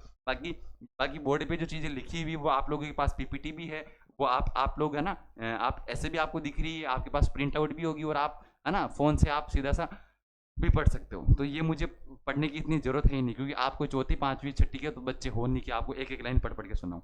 इंपॉर्टेंट चीजें मैं आपको बता रहा हूँ कि आपको कहाँ फोकस करना है। आप जब ये चीजें पढ़ो तब आप लोगों को कहाँ ध्यान देना, कहाँ ध्यान नहीं देना, वो चीज मैं बता रहा हूँ। और मेरा काम बस यही है, ठीक है भाई, ध्यान रखना। अब अगला हम बात करें कि राज्य में सहकारी समितियों को अधिक प्रभावशाली बनाने के लिए एक समिति का गठन हुआ। कौन सी समिति भाई? पुनर्गठित राज्य सहकारी विकास समिति। इसके अध्यक्ष मुख्य सचिव होंगे। ध्यान रखना दोस्तों, ये अपेक्स समिति के तो कौन होंगे अध्यक्ष? मुख्यमंत्री भजनलाल जी शर्मा। लेकिन ये जो हम कहें कि हमारे जो सहकारी समिति है इनको और अधिक प्रभावी बनाने के लिए पुनर्गठित राज्य सहकारी समिति का जो गठन हुआ है, इसके अध्यक्ष कौन होंगे भाई? मुख्य सचिव। 8वीं आर्थिक गणना के भी अध्यक्ष कौन है? मुख्य सचिव है। और पुनर्गठित राज्य सहकारी विकास समिति के भी अध्यक्ष कौन होंगे? मुख्य सचिव होंगे। अगला देखो भाई, कि हमको जो है ना इन चीजों का विशेष रूप से ध्यान रखना है। यहाँ से हमारे प्रश्न गलत नहीं होना चाहिए। यहाँ से प्रश्न आ जाए और हमारे गलत हो जाए, ये तो अब बात अपने को करनी नहीं। अगला देखो भाई, नाग मार्क 2 मिसाइल। हाँ भाई देखो, ना नागिन बहन तो अपने यहाँ आती है काफी, है ना, हर रोज पढ़ने आती है। तो कि नागिन बहन को बोलना कि अब कौन आ गया? नाग आ चुका है, ठीक है। राजस्थान में दोस्तों जो पोखरण फील्ड फायरिंग रेंज जो है, वहां पर हमने भारतीय सेना है ना, डीआरडीओ जो है, उसने नाग मार्क 2 मिसाइल का क्या किया? सफल परीक्षण किया। देखो भाई, रक्षा अनुसंधान एवं विकास संगठन, जिसे हम डीआरडीओ नाम से जानते हैं, defence research and development organisation, इसने जनवरी 2025 में जैसलमेर के पोखरण फील्ड फायरिंग रेंज में क्या किया भाई? नाग मार्क 2 मिसाइल का सफल परीक्षण किया है। नाग मार्क 2 मिसाइल डीआरडीओ के एकीकृत निर्देशित मिसाइल विकास कार्यक्रम का हिस्सा है, जिसका निर्माण भारतीय डायनेमिक्स लिमिटेड यानी बीडीएल कंपनी द्वारा किया गया। काम की चीज क्या है भाई? यह स्वदेशी रूप से विकसित तीसरी पीढ़ी की एंटी टैंक गाइडेड मिसाइल है। इसकी मारक क्षमता कितनी होगी? 7 से 10 किलोमीटर। आरपीसी अगर होती तो आरपीसी यहाँ से बहुत अच्छा सवाल बनाती। हाँ भाई, आरपीसी यहाँ से बहुत अच्छा सवाल बना सकती। और आरपीसी ये बनाती कि नाग मार्क 2 मिसाइल की हम कहें कि मारक क्षमता कितनी है, तो 7 से 10 किलोमीटर है। और ये क्या है? तो कि स्वदेशी रूप से विकसित तीसरी पीढ़ी की एंटी टैंक गाइडेड मिसाइल है। क्या नाम है भाई मिसाइल का? नाग मार्क 2। इसका सफल परीक्षण कहाँ किया गया है? जैसलमेर के पोखरण फील्ड फायरिंग रेंज के अंदर। इंपॉर्टेंट है, ध्यान रखना। इसी के साथ ही हमने एक मिसाइल और थी, नाग मिसाइल कैरियर संस्करण, जिसे हम क्या नाम दिया? नामिका। इस मिसाइल का भी फील्ड टेस्ट किया गया था, ठीक है भाई। ये देखो अगला, ऑपरेशन सर्द हवा। अभी आप लोगों ने देखा होगा, पटवारी का पेपर दिया होगा, चतुर्श्रेणी का पेपर दिया होगा, तो आप लोगों को ऑपरेशन सर्द हवा मिला होगा भाई। हाँ भाई, चतुर्श्रेणी में पूछा गया था ऑपरेशन सर्द हवा। तो कि ऑपरेशन सर्द हवा को हम जानते हैं दोस्तों कि भारत और पाकिस्तान की जो सीमा है, जिसे हम रेड क्लिफ रेखा के नाम से जानते हैं, उस सीमा रेखा पर सीमा सुरक्षा बल, बहुत बार एक तो ये पूछा जाता है कि ये जो ऑपरेशन सर्द हवा ये जो है इसको कौन करता है? तो कि ये सब करते हैं। ये सब का मतलब होता है बॉर्डर सिक्योरिटी फोर्स, या फिर हम हिंदी में कहें तो सीमा सुरक्षा बल, ठीक है। वो क्या करता है भाई? सर्दियों के समय, है ना, हम कहें कि जनवरी के समय ऑपरेशन सर्द हवा नाम से एक विशेष अभियान चलाता है, और भारत और पाकिस्तान के सीमा के ऊपर, ठीक है। बाकी इंपॉर्टेंट चीजें हैं, है ना, आप लोग इसको पढ़ लेना।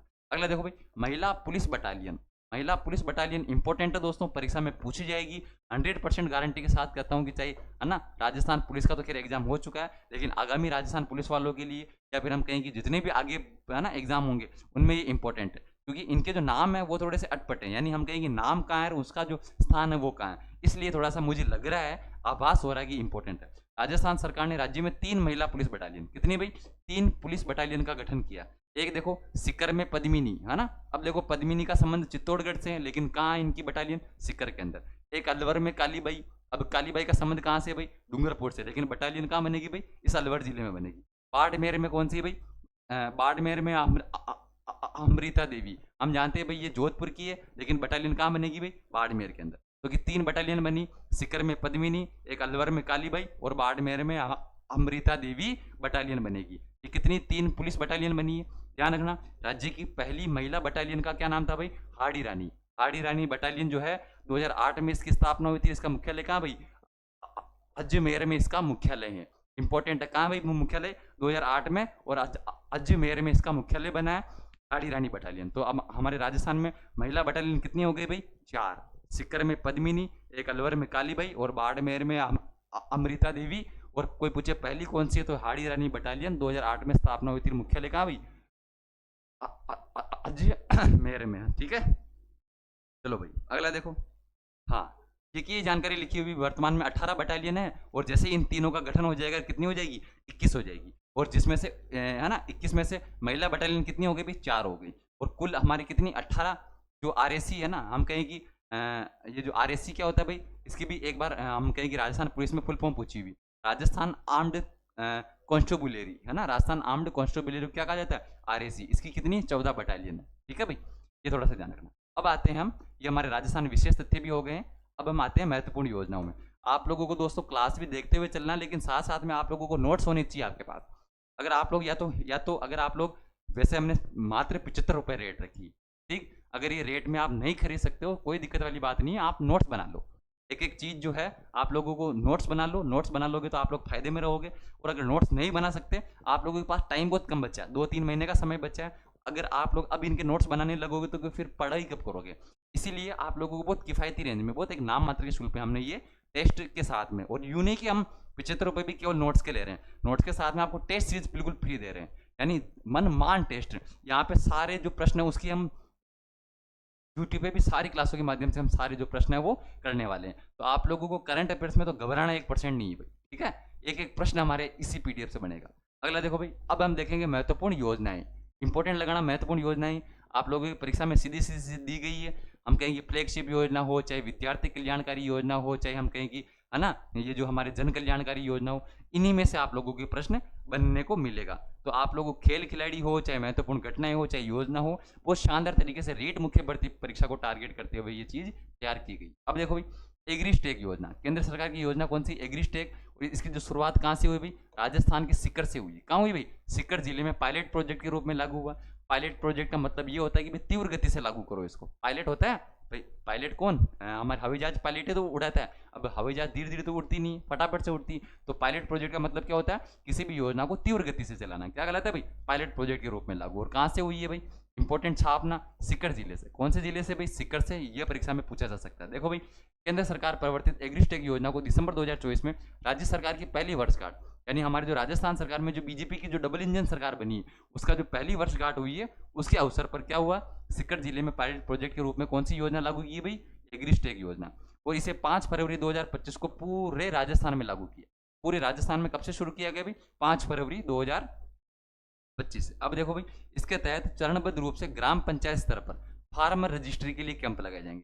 आप लोगों ने देखा ही होगा दोस्तों, फार्मर रजिस्ट्री के जो कैंप है, हम कहें कि है ना लोगों की फार्मर रजिस्ट्री बनाई जा रही है। और इसी फार्मर रजिस्ट्री में क्या कर रहा है कि मतलब जैसे हम कहें कि जो किसानों की जो जमीनें हैं, या हम कहें कि उनके जो नक्शे वगैरह हैं, हम कहें कि देखो डिजिटल रूप में कॉर्प सर्वे, कॉर्प का मतलब फसल का सर्वे करना, फार्मर रजिस्ट्री बनवाना, या भू संदर्भित नक्शे और डेटाबेस का निर्माण करना, प्रत्येक किसान को विशिष्ट आईडी प्रदान की जाएगी। ध्यान रखना, इंपॉर्टेंट है, परीक्षा में पूछी जाएगी भाई। ये जो एग्रीस्टेक योजना है सीकर जिले से, है ना, किस जिले से लागू की गई भाई? सीकर जिले से पायलट प्रोजेक्ट के रूप में लागू की गई। ठीक है भाई, अगला देखो, लाडेसर अभियान। लाडेसर में है ना मेरे दोस्तों, ध्यान रखना, लाडेसर जो है ये जयपुर जिला प्रशासन ने शुरू किया। और क्यों शुरू किया ये पूछा जा सकता है। कुपोषित एवं अति कुपोषित बच्चों के स्वास्थ्य में सुधार के लिए। जो बच्चे जो होते हैं, जो कुपोषित या फिर अति कुपोषित जो बच्चे होते हैं, उनके स्वास्थ्य में सुधार करने के लिए जयपुर जिला प्रशासन ने, ये पूछा जा सकता है भाई कौन शुरू करेगा? तो कि जयपुर जिला प्रशासन करेगा। क्यों करेगा? तो कि कुपोषित और अति कुपोषित जो बच्चे हैं उनके स्वास्थ्य में सुधार करने के लिए। और क्या नाम है भाई? लाडेसर अभियान। इंपॉर्टेंट है दोस्तों, छाप लेना परीक्षा में, इंपॉर्टेंट है ना।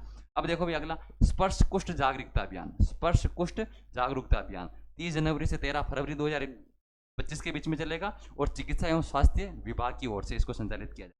थीम क्या है इसकी? आइए सब मिलकर जागरूकता बढ़ाएं, भ्रांतियां दूर करें, और यह सुनिश्चित करें कि कुष्ठ रोग से प्रभावित कोई भी व्यक्ति छूट न जाए, है ना। कुष्ठ रोग हम जानते हैं दोस्तों 30 जनवरी को मनाते हैं। कब मनाते हैं? 30 जनवरी को। और इसी कुष्ठ रोग जागरूकता के संबंधित ये जो मिशन ये चलाया जा रहा है 30 जनवरी से 13 फरवरी 2025। अगला देखो भाई, अगला क्या कह रहा है, सुपोषित माँ अभियान। हाँ भाई, कौन सा, सुपोषित माँ। और इसका भी कौन सा वर्जन चल रहा है, 3.0। 1.0 1.2 ये सब हो गया है। हम कहें कि है ना 1.0 का शुभारंभ तो 2020 में हो गया था। अब हम बात करें 2025 में कौन सा, 3.0। और इसकी शुरुआत लोकसभा अध्यक्ष ओम बिरला और उप मुख्यमंत्री दिया कुमारी ने कोटा बूंदी संसदीय क्षेत्र में सुपोषित माँ अभियान के तीसरे चरण का शुभारंभ कब किया भाई, डेट ध्यान रखना 3 जनवरी 2025। डेट पूछी जा सकती है, सुपोषित माँ अभियान का है ना कब से शुरू होगा भाई, 3 जनवरी 2025 से। इसमें क्या किया जाएगा भाई, तो ये गरीब और वंचित वर्ग की जो गर्भवती महिलाएं, इनको उचित पोषण और स्वास्थ्य सुरक्षा प्रदान करना इसका मुख्य लक्ष्य है। और इसमें गरीब और अभावग्रस्त जो गांव है ना, हम कहीं जो परिवार है, उनको 1500 गर्भवती जो महिलाएं हैं उनको पोषण किट वितरित करना। कितनी महिलाओं को ये पूछा जा सकता है, 1500 गर्भवती महिलाओं को पोषण किट वितरण करना। और ये जो 1.0 ये कब शुरू हुआ भाई, वर्ष 2020 के अंदर। अब देखो भाई अगला हमसे कह रहा है राजस्थान मरु उड़ान। कौन सा भाई, राजस्थान मरु उड़ान कार्यक्रम। ये तो 9 जनवरी 2025 से शुरू हुआ, लेकिन ये है ना शुरू कब हुआ, ये डेट थोड़ी सी मोस्ट इंपॉर्टेंट है, ध्यान रखना, इंपॉर्टेंट लगाना इसके आगे, 9 जनवरी 2025। एक चीज विशेष रूप से ध्यान रखना कि हमारे जो बाड़मेर जो जिला कलेक्टर है, कौन भाई, टीना डाबी है। टीना डाबी ने दोस्तों 12 नवंबर 2024 को बाड़मेर में मरु उड्डान के नाम से ये कार्यक्रम शुरू किया था। यानी ये जो मिशन है, या हम कहें कि ये जो कार्यक्रम है, इसको शुरुआत करने का श्रेय टीना डाबी को जाता है। इन्होंने 12 नवंबर 2024 को बाड़मेर में इस अभियान की शुरुआत करी थी, और इसका क्या नाम रखा था भाई, मरु उड़ान। फिर बाद में राजस्थान सरकार ने इनकी काफ़ी प्रशंसा करी है, और राजस्थान सरकार ने कहा कि इस मिशन को सिर्फ बाड़मेर तक नहीं, अभी तो पूरे राजस्थान तक इसको फैलाना चाहिए। तभी इसकी जो हम कहें कि इस कार्यक्रम को पूरे राजस्थान में 9 जनवरी 2025 से लागू किया, और क्या नाम दिया गया भाई, राजस्थान मरु उड़ान। ठीक है भाई। अगला देखो, कर्म भूमि से मातृभूमि अभियान। कर्म भूमि से मातृभूमि अभियान इंपॉर्टेंट है, ध्यान रखना। राजस्थान में वर्षा जल संचयन की परंपरा को पुनर्जीवित करना परीक्षा में पूछा जा चुका है, आगामी परीक्षाओं के लिए भी इंपॉर्टेंट है कि भाई कर्म भूमि से मातृभूमि अभियान जो है, ये इसका क्या उद्देश्य है भाई, राजस्थान में वर्षा जल संचयन की परंपरा को, यानी हमारे जो वर्षा जो जल आता है इसको संचयन करना, इसको इकट्ठा करने की जो हमारी जो परंपरा, यानी हम कहें कि जो जोहर टिब्बा, या हम कहें कि जो नाडी है ना, ये जितने भी हमारे जो वर्षा जल संरक्षण की जो तकनीकें हैं उनको वापस पुनर्जीवित करना, उनकी देखभाल करना, उनका रख रखाव करना, ये सारी जिम्मेदारियां किसमें होगी भाई, कर्म भूमि से मातृभूमि अभियान। इंपॉर्टेंट लगाना इसके आगे, कोई पूछे हमसे विभाग पूछा जाएगा, इंपॉर्टेंट है, ध्यान रखना, जल ग्रहण विकास और भू संरक्षण विभाग, या फिर हम शॉर्ट में कहें तो भूजल विभाग। ये राजस्थान सरकार ने है ना शुरुआत में सिरोही, पाली, जोधपुर, भीलवाड़ा, झुंझुनू और जयपुर, इन जिलों में शुरू किया। सिरोही, पाली, जोधपुर एक साथ याद रखना, भीलवाड़ा, झुंझुनू, जयपुर एक साथ याद रखना, है ना। क्या क्या याद रखोगे भाई, सिरोही, पाली, जोधपुर, भीलवाड़ा, झुंझुनू और जयपुर। अगली काम की चीज क्या है भाई, इसमें नेक्स्ट जो हम हमारे कहेगी आगामी जो 4 वर्ष है ना, 4 वर्षों में 45,000 नई संरक्षण संरचनाओं को बनाने का लक्ष्य। यानी जो पुरानी जो हमारी जो जल हम कहें कि जल संरक्षण की जो तकनीकें हैं उनको तो पुनर्जीवित करना है ही, उनका तो देखभाल करना है ही, लेकिन आगामी 4 सालों में 45,000 और जो नई जो हम कहें कि जल संरक्षण जो विधियां हैं उनको भी बनाने का इसमें लक्ष्य रखा गया है। इंपॉर्टेंट है भाई, कर्म भूमि से मातृभूमि अभियान। क्यों है भाई ये, तो ये वर्षा जल संचयन की जो हमारी जो परंपरा है उसको पुनर्जीवित करना। ठीक है, ये बाकी की जानकारी आप पढ़ लेना, इतनी कोई बड़ी इंपॉर्टेंट जानकारी नहीं है ना। चलो अगला देखो, दूध का दूध और पानी का पानी। देखो भाई हम सीधा सा कहते हैं कि कोई आदमी मतलब है ना, हमको किसी की नीयत में खोट लगता है तो हम ये कहते हैं कि भाई है ना, या कुछ भी ऐसी चीज़ हो जाती है हम कहते हैं कि अभी मैं देख तेरे दूध का दूध पानी का पानी करता हूँ। ठीक, तो भाई हमको साफ ही ध्यान पड़ रहा है भाई, हम जाते हैं, हम जानते हैं कि हमारे मतलब बहुत सारे जो मिलावट खोरी जो होते हैं, गहलोत सरकार में भी चला था शुद्ध के है ना, शुद्ध के लिए युद्ध अभियान, उसी का नाम आप ये देख लो कि चेंज किया है ना। चेंज तो नहीं किया, इन्होंने कुछ नाम ही दूसरा रखा है, लेकिन क्या नाम है भाई, दूध का दूध और पानी का पानी। हाँ भाई, इसमें क्या होता है देख लो भाई, कब से शुरू हुआ ये, 12 से 30 जनवरी 2025 पश्चिमी राजस्थान दुग्ध उत्पादक सहकारी संघ लिमिटेड द्वारा शुरू किया गया। क्या उद्देश्य है भाई, दूध की गुणवत्ता जांच बनाना और उपभोक्ताओं को जागरूक करना। आप लोगों ने देखा होगा कि आजकल दूध भी मिलावटी चल रहे हैं, दूध भी कैसे चल रहे हैं, मिलावटी चल रहे हैं। तो ये मिलावटी दूधों से बचाने के लिए जो हमारे जो दूध उत्पादक संघ जो है ये क्या कर रहा है, दूध की गुणवत्ता की जांच करने के लिए कौन सा दूध का दूध और पानी का पानी अभियान जो है 12 जनवरी से लेकर 30 जनवरी तक चला रहा है। ठीक है भाई। अब देखो स्वामित्व योजना, स्वामित्व योजना भी काफ़ी इंपॉर्टेंट है। हम कहें कि ये जो हमारे है ना ग्रामीण क्षेत्र में हम कहें कि किसानों को जो उनकी ज़मीनों का पट्टा देने के लिए, क्या हम कहें कि उनके भूमि जो संपत्ति है उसको सुरक्षित करने के लिए कौन सा हमारे ये जो मिशन है ये शुरू किया गया। देखो भाई, स्वामित्व योजना की शुरुआत प्रधानमंत्री नरेंद्र मोदी ने कब करी भाई, 24 अप्रैल 2020। इस 24 अप्रैल को हम क्या मनाते हैं भाई? पंचायती राज दिवस। हम जानते हैं भाई हमारे 24 अप्रैल 1993 को भारत में पंचायती राज जो एक्ट है वो लागू किया गया था। इसी वजह से हम 24 अप्रैल को पंचायती राज दिवस मनाते हैं। और इसी मौके पर प्रधानमंत्री मोदी जी ने कौन सा स्वामित्व योजना जो है ये शुरू करी। क्या इसका क्या उद्देश्य है भाई? ग्रामीण क्षेत्रों में भूमि और अभिलेखों के डिजिटलीकरण के माध्यम से स्पष्ट भूमि संपत्ति अधिकार प्रदान करना। यानी किसानों के साथ कोई धोखा नहीं हो जाए, उनकी जमीन कोई हड़प नहीं ले, ऐसा वैसा कुछ हो नहीं जाए। तो कि हम मतलब हम ये चाहते हैं, है ना, भारत सरकार ये चाहती है कि सभी किसानों को जो उनका पट्टा है वो व्यवस्थित तरीके से दिया जाए और उनको पता रहे भाई हमारे पास कितनी जमीन है और कितनी जमीन नहीं है। ठीक है भाई। तो प्रधानमंत्री मोदी जी ने मुख्य आतिथ्य में भीलवाड़ा जिले में स्वामित्व योजना पात्र लाभार्थियों को पट्टा दिया भाई। ये भी ध्यान रखना। कब हुआ ये कार्यक्रम? 18 जनवरी 2025 को। इसलिए चर्चा में रही है। बाकी योजना तो कब कब से चल रही है? 24 अप्रैल 2020 से चल रही है स्वामित्व योजना। ठीक है भाई। तो देखो कार्यक्रम में प्रदेश के 1.5 लाख लाभार्थियों को स्वामित्व कार्ड और पट्टा वितरित किया। अगला क्या करा है कि, है ना, अगला हमसे कह रहा है निर्माण श्रमिक। देखो भाई, निर्माण श्रमिक शिक्षा एवं कौशल विकास योजना। निर्माण श्रमिक शिक्षा और कौशल विकास योजना ध्यान रखना भाई। राजसमंद के जिला कलेक्टर कौन है भाई? बाल मुकुंद असावा। इन्होंने इनके निर्देशन में ग्राम एमडी बाणा से शुरू किए गए निर्माण शिक्षा कौशल, है ना, इसमें प्रोजेक्ट श्रम संघ के तहत श्रमिकों से बच्चों की मिशन मोड को जोड़ने का कार्य किया गया है। इस योजना में पंजीकृत निर्माण श्रमिक को अधिकतम 2 बच्चों के पता कक्षा 6 उत्तीर्ण करने के पश्चात स्नातकोत्तर 8 से 17 हज़ार तक की। यानी हम कहें कि दोस्तों ये जो श्रमिक होते हैं, है ना, हम वैसे तो महात्मा ज्योतिबा फुले मंडी श्रमिक कल्याण योजना तो चल ही रही है, लेकिन हम कहें कि जो जितने भी जो श्रमिक हैं उन श्रमिकों के बच्चों का पालन, हम कहें कि उनकी शिक्षा के लिए, है ना, 2 बच्चों की पात्रता ध्यान रखना भाई। 2 बच्चे जो होंगे वो 2 बच्चे क्या जब 6ठी पास कर लेंगे, है ना, 6ठी उत्तीर्ण कर जाएंगे और 6ठी पास करने से लेकर स्नातकोत्तर तक, है ना, उनको क्या दिया जाएगा? 8 से 17 हज़ार रुपए की छात्रवृत्ति प्रदान की जाएगी। इनके लिए योजना, श्रमिकों के लिए योजना। हाँ, 6ठी से लेकर स्नातकोत्तर तक कितने रुपए दिए जाएंगे? 8,000 से लेकर 17,000 तक। और कहाँ से शुरू की गई है? राजसमंद जो जिला कलेक्टर है बाल मुकुंद असावा, उनके द्वारा ये योजना शुरू की गई। अब देखो भाई, आप लोगों ने आजकल सोशल मीडिया का जमाना है। सोशल मीडिया का जमाना है तो राजस्थान सरकार ने भी कौन सी नीति बनाई भाई? सोशल मीडिया इन्फ्लुएंस के लिए नव प्रसारक नीति। इंपॉर्टेंट ध्यान रखना।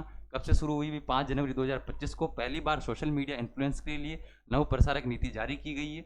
इसका क्या उद्देश्य है भाई? तो कि राजस्थान सरकार की जो भी कल्याणकारी योजनाएं हैं, हम लोग तो आपको ये योजनाएं फ्री में बता रहे हैं, हमको कोई पैसा नहीं मिल रहा राजस्थान सरकार की तरफ से। लेकिन राजस्थान सरकार अब ये कह रही है कि हमारी योजनाओं को जो बताएगा, है ना, ऐसे इन्फ्लुएंस के लिए हम क्या करेंगे? नीति ला रहे हैं। और क्या नाम देंगे इस नीति को? नव प्रसारक नीति। ये ध्यान रखना 25 जनवरी 2025 को आई है और सोशल मीडिया जो इन्फ्लुएंसर होते हैं इनके लिए नीति जारी करी है। यानी राजस्थान सरकार की जो योजनाएं हैं इनको जो भी पहुंचाएगा जनता तक, उनको कुछ, है ना, कुछ पैसा देके कुछ उनको लाभान्वित किया जाएगा। देखो इसमें 2 कैटेगरियाँ, 2 श्रेणियाँ बनाई गई। पहली श्रेणी में श्रेणी ए रखी गई है, जिसमें मान लो कि 1 लाख से ज़्यादा जो सब्सक्राइबर या फॉलोवर होते हैं, वैसे हमारे तो है ही है लेकिन फिर भी हम इसमें नहीं जुड़ रहे हैं, ध्यान रखना, है ना।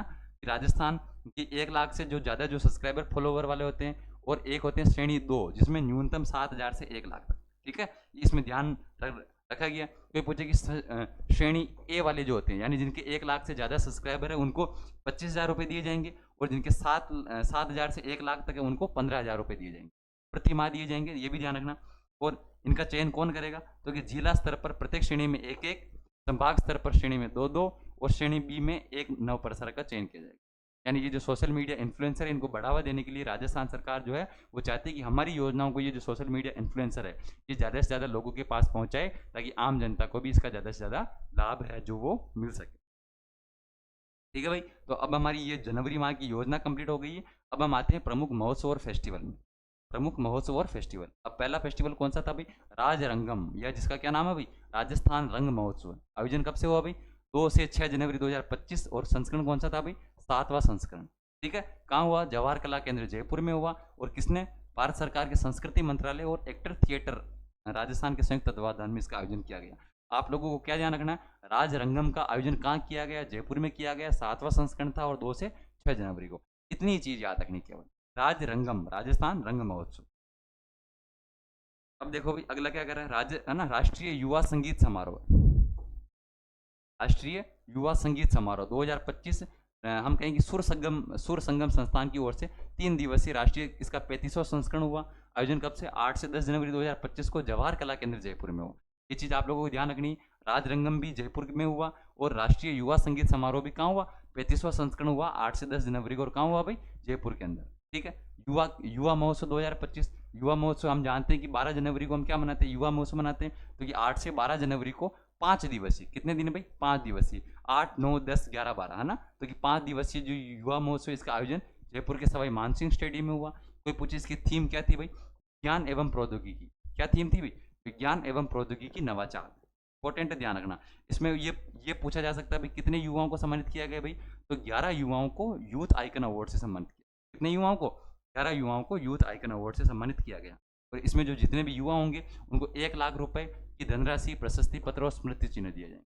ये जो 11 युवाओं को कितने? 1-1 लाख रुपए, यानी 11 लाख का चुनाव तो सरकार के युवा महोत्सव को मनाने में लगी है। और क्या करा है? और इसी के साथ राजस्थान सरकार ने क्या किया भाई? 12 जनवरी 2025 को राष्ट्रीय युवा दिवस के अवसर पर राज्य स्तरीय मुख्यमंत्री रोजगार उत्सव, कौन सा भाई? राज्य स्तरीय मुख्यमंत्री रोजगार उत्सव का आयोजन भी कहाँ किया गया भाई? जयपुर स्थित बिरला ऑडिटोरियम में। इंपॉर्टेंट दोस्तों, छाप लेना। हाँ भाई, इंपॉर्टेंट है, छाप लेना कि राज्य स्तरीय मुख्यमंत्री रोजगार उत्सव का आयोजन जयपुर में किया गया। और कहाँ किया गया भाई? बिरला ऑडिटोरियम में किया गया। और लगभग 13,000 से ज़्यादा जो मेरे जो भाई बहन है, जो कि गवर्नमेंट जॉब हो चाहे प्राइवेट जॉब में लग गए हो, उनको नियुक्ति पत्र प्रदान किए। ये भी ध्यान रखना। अगला देखो भाई, global stone technology forum. Global stone technology forum है, इसका जो 10वां संस्करण का आयोजन किया गया। और कहाँ किया गया भाई? हम आपको पता हो तो भाई, मार्बल एसोसिएशन कहाँ भाई? किशनगढ़। हम जानते हैं कि राजस्थान का सबसे बड़ा डंपिंग यार्ड भी कहाँ है? किशनगढ़ में। यानी मार्बल की जो स्लरी होती है, मार्बल का जो गंदा जो है ना, जो गंदा जो उसका जो कीड़ा, ये हम कहें कि कचरा जो होता है, या हम कहें कि उसका जो वेस्ट मटेरियल होता है मार्बल का, उसे कहाँ छोड़ा जाता है? किशनगढ़ के डंपिंग यार्ड में। और यही किशनगढ़ में एक मार्बल एसोसिएशन जो है, इसमें 9-10 जनवरी 2025 को हम कहें कि ग्लोबल स्टोन टेक्नोलॉजी फोरम 2025 के 10वें संस्करण का आयोजन किया गया। ठीक है भाई। और कौन कौन आयोजित कर रहा है? रिको और सीडोस द्वारा आयोजित किया गया। ये थोड़ा सा पुराना हो गया, मतलब हम कहें कि इसको पुराना तो नहीं कह सकते, लेकिन हमारे करंट अफेयर्स की दृष्टि से हम कहें कि जनवरी का है। तो आप लोगों को बस इनकी रीडिंग लगानी है, बस 3-4-5 बार इसकी रीडिंग लगा लेना, जितने हमको याद हो जाएगा। और यहाँ से हमको ज़्यादा रटनी नहीं है चीज़ें, है ना, रटनी नहीं है, खाली समझनी है बस, है ना, रटनी नहीं है। क्योंकि रटने बैठोगे तो फिर हम जुलाई, अगस्त, सितंबर, अक्टूबर का क्या करेंगे? यहाँ आप लोगों को बस 2-3 बार रीडिंग लगा लेनी, क्लास देख लेनी, रीडिंग लगा लेनी, जितने अपना काम हो जाएगा। अगले देखो भाई, 31वां अंतर्राष्ट्रीय ऊँट महोत्सव है। ऊँट महोत्सव हम जानते हैं कहाँ मनाते हैं भाई? बीकानेर में मनाते हैं। कब मनाए भाई? 10 से 12 जनवरी को। और कौन सा संस्करण था भाई? 31वां संस्करण, 10 से 12 जनवरी बीकानेर के अंदर। किसने भाई? पर्यटन विभाग, राजस्थान सरकार और बीकानेर जिला प्रशासन द्वारा। मिस मरवण कौन रही? है ना, महक दफ्तरी। मिस मरवण से याद रखना, महक दफ्तरी है। मिस्टर बीकाना कौन रहे भाई? योगेश सेवक रहे। ढोला मरवण, श्रवण कुमार सोनी और संजू सोनी, दोनों सोनी क्या रहे? ढोला मरवण, है ना। मिस मरवण तो रही है महक, और ढोला मरवण श्रवण और संजू सोनी। और ये जो दोस्तों पवन व्यास है, पवन व्यास ने अभी 2025 चल रहा है, 2025 में 2025 फीट की इन्होंने लंबी क्या बांधी है? पगड़ी बांधकर world book of world record में अपना नाम शामिल कराया, पवन व्यास। मिस मरवण, महक दफ्तरी का नाम इंपॉर्टेंट है, ध्यान रखना, ये दोनों इंपॉर्टेंट है। कोई पूछे कि मिस मरवण कौन थी, महक दफ्तरी, मिस्टर बीकाना कौन थे? योगेश सेवक। क्या भाई? अगला देखो, अब क्या कर रहा है? 34वां पश्चिमी राजस्थान उद्योग हस्तशिल्प उत्सव। ये जो है ना, हाँ, हम ये हर बार उसका आयोजन वैसे जयपुर में, हमारे जोधपुर में होता है। जोधपुर इंपॉर्टेंट, इसका ध्यान रखना। ये है ना, हर बार इसका आयोजन कहाँ होता है? जोधपुर के अंदर। 34वां पश्चिमी राजस्थान उद्योग हस्तशिल्प उत्सव का आयोजन 9 से 19 जनवरी 2025 को जोधपुर के रामलीला मैदान में किया गया। हाँ भाई, ध्यान रखना, 9 से 19 जनवरी डेट इंपॉर्टेंट है। और रामलीला मैदान में आयोजन किसने किया भाई? लघु उद्योग भारती जोधपुर, जिला प्रशासन, जिला उद्योग वाणिज्य केंद्र जोधपुर, उद्यम प्रोत्साहन के संयुक्त तत्वाधान, है ना। ज़्यादा इंपॉर्टेंट नहीं है, बस थोड़ा सा ये ध्यान रखना कि भाई आयोजन कब किया गया, 9 से 19 जनवरी। अगला देखो भाई, भारत सोलर एक्सपो 2025, ये इंपॉर्टेंट है क्योंकि इसका दूसरा संस्करण ही हुआ है। ज़्यादा कोई लंबा नहीं है, पहला संस्करण तो हुआ होगा, दूसरा हमारे राजस्थान में हुआ है 17 से 19 जनवरी। कब हुआ भाई? 17 से 19 जनवरी को, इसलिए इंपॉर्टेंट है। दूसरा संस्करण कहाँ हुआ भाई? जयपुर प्रदर्शनी और कन्वेक्शन सेंटर जयपुर के अंदर। किसने किया भाई? एक तो हमारा ऊर्जा विभाग है और राजस्थान सोलर संगठन, है ना। एक ऊर्जा विभाग है और एक राजस्थान सोलर संगठन है, दोनों ने मिलकर किसका? हमारे ये जो भारत सोलर एक्सपो, सोलर को हम जानते ही है, इस सौर ऊर्जा को बढ़ावा देने के लिए किसका? भारत सोलर एक्सपो का जो दूसरा संस्करण है 17 से 19 जनवरी को मनाया गया। एक चीज देख लो भाई, इसका जो हम कहें कि इसका जो है ना इनोग्रेशन, या इसका जो समारोह का जो उद्घाटन है, वो लोकसभा अध्यक्ष ओम बिरला ने किया। और राजस्थान का लक्ष्य क्या भाई? 2030 तक लक्ष्य है ना, अक्षय ऊर्जा कितनी 125 गीगावाट करनी, कितनी करनी 125 गीगावाट। हम है ना 125 गीगावाट इंपॉर्टेंट लगाना है इसका, 125 गीगावाट लक्ष्य रखा गया है, ठीक है। अब देखो भाई अगला, हस्तशिल्प एक्सपो 2025, ये भी जोधपुर के अंदर है ना। उधर हमने पश्चिमी उद्योग हस्तशिल्प देखा, वो भी जोधपुर के अंदर है, और हस्तशिल्प एक्सपो भी जोधपुर के अंदर है। इसका पहला संस्करण हुआ, इसलिए इंपॉर्टेंट, इंपॉर्टेंट क्यों है, इसका पहला संस्करण हुआ, ध्यान रखना 23 से 26 जनवरी 2025 को हुआ, जोधपुर के बोरनाडा ट्रेड हम कहेंगे फैसिलिटेशन सेंटर के अंदर हुआ।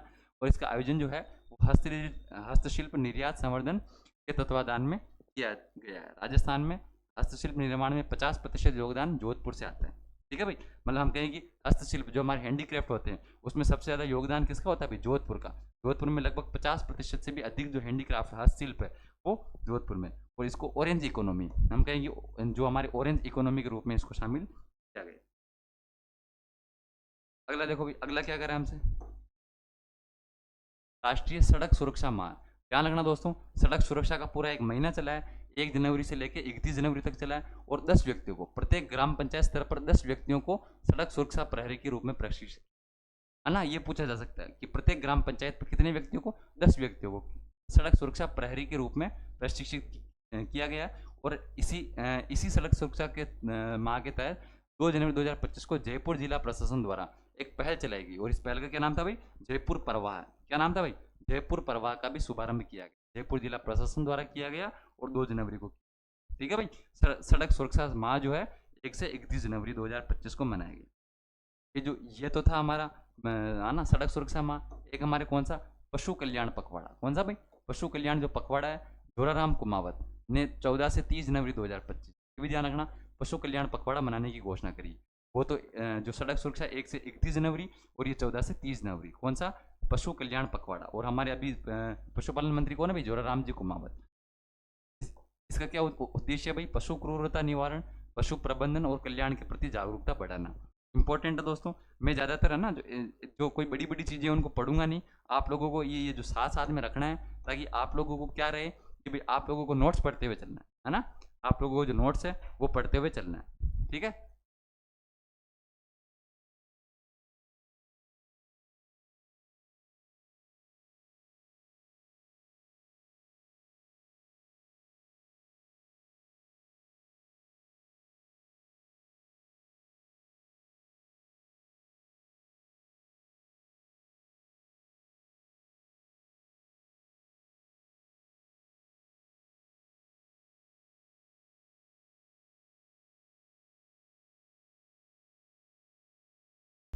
हाँ जी दोस्तों, चलो भाई अगला, उल्लास मेला। ये भी ध्यान रखना भाई, उल्लास मेला जो है हम कहें कि भारत साक्षरता कार्यक्रम स्वयंसेवी संगठन पर आधारित उल्लास नव भारत साक्षरता कार्यक्रम, नाम ध्यान रखना भाई, इंपॉर्टेंट है।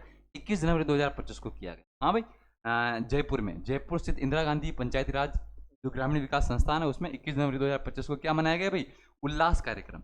उल्लास कार्यक्रम का जो उद्देश्य हो क्या है भाई, है ना, कि इसमें हमारे जो एनसीसी है या एनएमएस जो है, विद्यार्थी बीएड के जो इंटर्नशिप छात्र है, यानी अभी जो मेरे छात्र, मेरे जो सभी साथी भाई जो बीएड अभी जो कर रहे हैं, उनको क्या करेगा भाई, उनको आंगनबाड़ी कार्यकर्ता या सेवानिवृत्त जो कार्मिक है या भूतपूर्व जो सैनिक है, उनको क्या बिना किसी मानदेय के, यानी उनको पैसा नहीं देना है, मतलब उनको पैसा नहीं देंगे। और उनको 15 साल से ज़्यादा के जो बच्चे हैं, या हम कहें कि 15 साल से जो ऊपर का जो व्यक्ति है, या हम कहें जो बच्चे हैं, उनको पढ़ाने के लिए, यानी उनको शिक्षित करने के लिए ये जो उल्लास मेला है इसका आयोजन किया जा रहा है। ध्यान रखना, उनको कोई वेतन नहीं मिलेगा, अपनी इच्छा से पढ़ाओ, अपनी इच्छा से पढ़ाना, उनको मन लगा के पढ़ाना। और ये जो हम कहें ये जो बच्चे पढ़े लिखे नहीं, इनको पढ़ाना है, ठीक है। ध्यान रखना, अभी वर्तमान में हमारे 80 लाख व्यक्ति जो है ये निरक्षर है। दोस्तों पढ़ाई बहुत जरूरी है ना। पंडित दीनदयाल उपाध्याय भी क्या कह के गए भाई, रोटी कपड़ा मकान तो जरूरी है ही, ये तो सभी जानते जरूरी है। लेकिन पंडित दीनदयाल उपाध्याय का कहना यह था कि रोटी कपड़ा और मकान के साथ साथ पढ़ाई और दवाई, ये चीज़ें भी उतनी ज़्यादा जरूरी है जितनी रोटी कपड़ा मकान है। क्योंकि भाई पढ़ाई बहुत ज़्यादा जरूरी है दोस्तों। अगर कोई मेरा साथी ऐसा हो जो बीएड की तैयारी कर रहा हो और वो यहाँ जाना चाहता हो और फ्री में पढ़ाना चाहता हो, तो यहाँ पे पढ़ा सकता है उल्लास मेला के तहत। अगला देखो भाई, अगला क्या कर रहा है, प्रधानमंत्री रोजगार सृजन कार्यक्रम एवं खादी विपणन के लिए राज्य स्तरीय खादी फेस्ट का आयोजन जयपुर में किया गया। इंपॉर्टेंट ये भी ध्यान रखना, आयोजन कब किया गया भाई, 20 से 3 फरवरी 2025 को। कहाँ किया गया भाई? जयपुर में किया गया, बजाज नगर में। और कौन सी प्रदर्शनी भाई? राज्य स्तरीय प्रदर्शनी खादी फेस्ट। आयोजन खादी और ग्रामोद्योग आयोग द्वारा किया गया, जिसके अभी अध्यक्ष कौन है भाई? मनोज कुमार है, द्वारा किया गया। और इसका आयोजन लोकल फॉर वोकल, यानी हमारे जो लोकल जो चीज़ें हैं, यानी हमारे जो हस्तशिल्प है या फिर इन चीज़ों को बढ़ावा देना, या हमारे जो आत्मनिर्भर भारत को जो है ना बनाने का जो लक्ष्य है, वो इसमें रखा गया है ना। लोकल चीज़ों को है ना, लोकल जो चीज़ें हैं उनको उनकी ज़्यादा से ज़्यादा मांग। और खादी, खादी तो हम जानते हैं कि हमारे भारत में बनता है खादी। इसको बाहर जो विदेशी कंपनियां, जो आप जो ये लिवाइज और जो प्यूमा वगैरह के जो जूते जींस वगैरह जो पहनते हो, ये हमारे राजस्थान हमारे भारत से जाता है। भारत से जाता है, मान लो 1000 रुपये में चीज़ लेते हैं, और उसी चीज़ है ना, उसी खादी में ये और कुछ मिला मिलू के सस्ते मटेरियल मिला के अपने भारत में 3000 रुपये की जीन्स बेच देते हैं। और हम भी शौक में लेते हैं, अरे यार लिवाइज की जीन्स है, अरे यार लिवाइज की जीन्स है।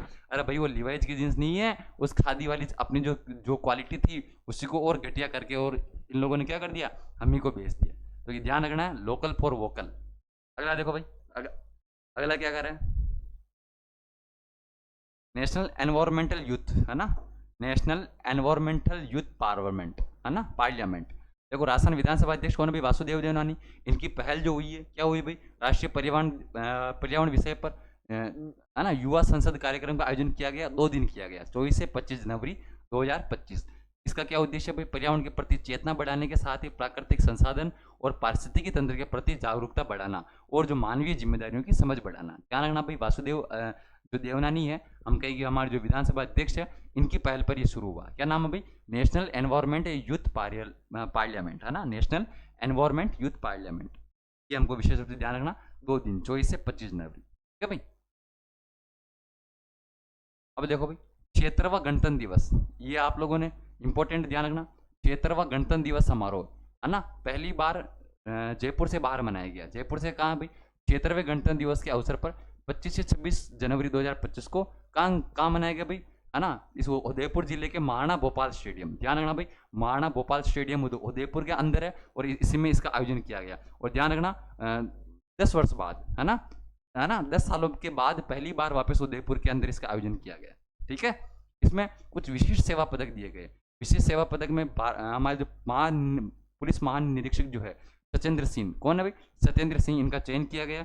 इसी के साथ ही राज्यपाल ने अतिरिक्त महानिदेशक सचिन मित्तल और बहुत सारे, ना, एस सेंगादीर, इनका भी नाम, 2-3 नाम ध्यान रख लेना, सत्येंद्र सिंह है, सचिन मित्तल और एस सेंगादीर है, इनको सम्मानित किया। इसके अलावा बाकी और जो 12 जो अधिकारी या कर्मचारी थे, इनको भी सम्मानित किया गया। आपको विशेष रूप से किसका ध्यान रखना है? सत्येंद्र सिंह, सचिन मित्तल और एस सेंगादीर का। और पहली बार हम कहेंगे 10 सालों के बाद ये जो राज्य स्तरीय हम कहेंगे गणतंत्र दिवस जो समारोह है, इसका आयोजन महाराणा भोपाल स्टेडियम उदयपुर में किया गया। एक चीज और ध्यान रखना कि क्या कि भाई हमारे जो चूरू जिले के जो चलकोई है ना, बनी रोतन जो गांव है, उसके बीएसएफ के कांस्टेबल है भागीरथ सिंह राठौड़, वो ना भाई भागीरथ सिंह राठौड़, इनको गणतंत्र दिवस पर राष्ट्रपति ने वीरता पुरस्कार, ये बहुत इंपॉर्टेंट है, मैंने इसीलिए हाईलाइट किया हुआ है। पूछा जाएगा एग्जाम में कि भागीरथ सिंह राठौड़ को कौन सा पुरस्कार मिला भाई? वीरता पुरस्कार। और राष्ट्रपति द्रौपदी मुर्मू ने इनको हम कहें कि गणतंत्र दिवस के अवसर पर सम्मानित किया, ठीक है भाई। अब देखो अगला एक नाम और क्या आ रहा है, ये नाम भी बहुत इंपॉर्टेंट है, रितु मीणा। कौन सी मीणा भाई? रितु मीणा कहाँ की है? मुंडला 12 की निवासी है, जो कि राजस्थान की पहली नमो ड्रोन दीदी है। हाँ भाई, पहली नमो ड्रोन दीदी। इसके आगे भी इंपॉर्टेंट लगा लेना आप लोगों की, कोई आपको पूछे कि भाई, है ना, राजस्थान की पहली नमो ड्रोन दीदी कौन है भाई? रितु मीणा है। कौन सी मीणा भाई? रितु मीणा। ये क्या कर रही है कि तो इनको है ना कृषि कार्यों में हम कहें कि ड्रोन वगैरह का उपयोग करना इनको अच्छे से आ गया, और ये मतलब इसलिए इनको क्या राजस्थान की पहली नमो ड्रोन दीदी के रूप में जाना जाता है। अगला देखो, Jaipur international festival 2025। Jaipur international festival 2025 जो है, इसका आयोजन जो है 17वां संस्करण इसका आयोजन किया गया। कौन सा संस्करण था भाई? 17वां संस्करण। 17 से 21 जनवरी 2025 को इसका आयोजन कहाँ किया गया भाई? राजस्थान इंटरनेशनल सेंटर, हम कहें कि RIC में इसका आयोजन किया गया। 5 दिवसीय कार्यक्रम था, जिसमें लगभग 48 देशों की 57 भाषाओं की 240 फिल्में दिखाई गई है, वगैरह वगैरह, ये सारी चीजें आप पढ़ लेना है, ठीक है। ये ध्यान रखना कि भाई Rajasthan Jaipur international film festival का 17वां संस्करण बना 17 से 21 जनवरी। अब मना भाई जयपुर लिटरेचर फेस्टिवल, वहां तो आ गया जयपुर हम कहेंगे फिल्म फेस्टिवल, है ना, ये तो जयपुर इंटरनेशनल फिल्म फेस्टिवल है, और ये आ गया हमारे जयपुर लिटरेचर फिल्म फेस्टिवल, है ना, जयपुर लिटरेचर फेस्टिवल। लिटरेचर का मतलब क्या होता है? साहित्य। वो 17वां, ये हमारे 18वां संस्करण है। ध्यान रखना, 3 से 3 फरवरी को वाटर क्लॉक आमेर जयपुर में। थीम क्या भाई? उत्साह है, ध्यान रखना, दैनिक भास्कर की ओर से 8वां श्री द्वारका प्रसाद अग्रवाल सम्मान से स्वानंद किरकिरे को सम्मानित किया गया। इसी पुरस्कार जो है लिटरेचर हम कहें कि साहित्य के क्षेत्र में ये जो फेस्टिवल है, जो महोत्सव है, आयोजित किया जाता है और इसमें स्वानंद किरकिरे को सम्मानित किया गया। ये देख लो भाई, सांबर महोत्सव जो है इसका आयोजन 24 से 28 जनवरी को किया गया। ऐसा कोई विशेष इंपॉर्टेंट नहीं है, ठीक है। ये ध्यान रखना भाई, सांबर जो महोत्सव है जनवरी में मनाया गया। जयपुर बर्ड फेस्टिवल भी है ना, ये हमारे ना जयपुर नहीं, ये है ना वो एक Udaipur bird festival most important लगाना इसके आगे, है ना। अभी हमारे जो बर्ड विलेज है ना, हम कहें कि मैनार गांव उदयपुर, उसको भी हम कहें कि जो हमारे जो है ना रामसर साइट, रामसर सूची में शामिल किया गया। तो कि इसी है ना, इसी उदयपुर बर्ड फेस्टिवल का आयोजन जो है वो 17 से 19 जनवरी को किया गया, ठीक है भाई। अब देखो अगला, राजस्थान की समृद्ध सांस्कृतिक धरोहर की नई पहचान दिलाने के लिए राजस्थान पर्यटन विभाग द्वारा है ना कल्चरल डायरीज के 4थे संस्करण का आयोजन 24 जनवरी 2025 को जयपुर के अल्बर्ट हॉल में किया गया। कौन सी डायरीज भाई? कल्चरल डायरीज को हम कहें कि 4थे संस्करण का आयोजन 24 जनवरी को जयपुर के अल्बर्ट हॉल में किया गया, ठीक है भाई। हाँ, अब आ गया हमारा प्रसिद्ध खेल और खिलाड़ी, प्रसिद्ध खेल और खिलाड़ी, ठीक है। फटाफट फटाफट देखते जाना। जोधपुर के संस्कार सारावत का नाम ध्यान रखना, बैडमिंटन खिलाड़ी और नेशनल जीतने वाले राशन के पहले शटलर। कौन बने भाई? जोधपुर के संस्कार सारस्वत है और राशन के पहले शटलर बने हैं, है ना, बैडमिंटन में। बाकी जानकारी आप पढ़ लेना, ज़्यादा इंपॉर्टेंट नहीं है। मैं केवल है ना, क्योंकि टाइम बहुत ज़्यादा हो चुका है, लगभग 1.5 घंटे है ना, सवा घंटा हो चुका है। अब लगभग मैं 15 मिनट में इस क्लास को ख़त्म करना चाहूँगा, क्योंकि बाकी जानकारी आप लोग नोट्स निकाल के पढ़ना है, ठीक है। फटाफट फटाफट देख रहा हूँ मैं, क्योंकि जनवरी महीना है। वैसे जनवरी से जून तक हमको करते हुए ना थोड़ा जल्दी जल्दी चलना है, लेकिन यूँ नहीं कि हम जानकारी जो इंपॉर्टेंट है वो छोड़ दें। आप लोगों को इसकी हार्ड कॉपी जरूर निकलवानी है, ताकि हार्ड कॉपी आप लोगों के सामने पड़ी रहे, फिर आप वीडियो देखो तो आप लोगों को बहुत अच्छे से समझ में आएगा। और हम इसके टेस्ट भी लगाएंगे, ठीक है भाई। देखो, सिकर की ख्वाहिश शर्मा को भोपाल मध्य प्रदेश में आयोजित 67वीं राष्ट्रीय शूटिंग चैंपियनशिप में 2 पदक जीते, एक तो स्वर्ण जीता और एक गोल्ड जीता। कौन है भाई? जयपुर की ख्वाहिश शर्मा। ध्यान रखना, हमारे सिकर की ख्वाहिश शर्मा है, 67वीं शूटिंग चैंपियनशिप में 2 पदक, स्वर्ण और रजत, ठीक है। बाकी जानकारी आप पढ़ना। ये देखो, एक हमारे है ना एक मार साहब है, आप ही की तरह कोई मार साहब है, कोई सुशील कुमार मीणा, जयपुर के हैं, और इन्होंने 67वीं राष्ट्रीय शूटिंग चैंपियनशिप पैरा कैटेगरी, ध्यान रखना भाई, मार साहब क्या है? विकलांग है ना, पैरा कैटेगरी में स्वर्ण पदक जीता। ये भी बहुत इंपॉर्टेंट है, ध्यान रखना, बहुत इंपॉर्टेंट है ना। और राजस्थान के आकाश जो भारद्वाज है, इन्होंने 10 मीटर एयर राइफल में कांस्य पदक जीता है। क्योंकि सिकर की ख्वाहिश शर्मा ने तो 2 पदक जीते, स्वर्ण और रजत। और ये मार साहब कौन है भाई? सुशील कुमार मीणा, इन्होंने पैरा कैटेगरी में स्वर्ण पदक जीता है। आकाश भारद्वाज ने कांस्य पदक जीता है। अभी हम पढ़ के आए हैं भाई, हाँ, है ना। जयपुर के अरमान अग्रवाल, है ना, इनका नाम भी ध्यान रखना। जयपुर के है ना अरमान अग्रवाल ने मैथमेटिकल ओलंपियाड में रजत पदक जीता। और ये रजत पदक जीतने वाले है ना भारत के एकमात्र, इस चैंपियनशिप में भाग लेने वाले भारत के एकमात्र छात्र कौन थे भाई? अरमान अग्रवाल। इंपॉर्टेंट नाम है, ध्यान रखना भाई, है ना। मैथमेटिकल ओलंपियाड में रजत पदक जीता। एक देखो भाई, टेनिस खिलाड़ी कौन है भाई? है ना, टेनिस खिलाड़ी Faisal Qamar international tennis federation pro circuit double में जीतने वाले राजस्थान के पहले खिलाड़ी बने। कौन बने भाई? फैसल कमर, है ना, इनका नाम थोड़ा ऐसा ही है। फैसल कमर जो है ये क्या बने भाई? इंटरनेशनल टेनिस फेडरेशन प्रो, है ना, ये जीतने वाले राजस्थान के पहले खिलाड़ी ना। नाम बहुत बड़ा है, आप लोग पढ़ते रहना। महिपाल लोमरोर जो है ये रणजी ट्रॉफी में 13 शतक लगाने वाले राजस्थान के पहले खिलाड़ी। ध्यान रखना भाई, इंपॉर्टेंट है। महिपाल लोमरोर जो है ये रणजी ट्रॉफी में 13 शतक, हम कहेंगे 13 शतक। 13 का मतलब होता है 100 प्लस 100 प्लस 100, यानी एक ही मैच में इन्होंने 3 सेंचुरी लगाई, 13 शतक बनाया, और ऐसा लगाने वाले राजस्थान के पहले खिलाड़ी बन गए, ठीक है भाई। अगला देखो, 50वीं जूनियर नेशनल कबड्डी चैंपियनशिप, 50वीं नेशनल, है ना, 50वीं जूनियर नेशनल कबड्डी चैंपियनशिप आयोजन तो हरिद्वार उत्तराखंड में हुआ। आयोजन हमसे नहीं पूछेगा, हमसे तो ये ध्यान रखना कि राजस्थान की दोनों टीमें, चाहे पुरुष हो चाहे महिला हो, दोनों टीम ने कांस्य पदक जीता, ठीक है भाई।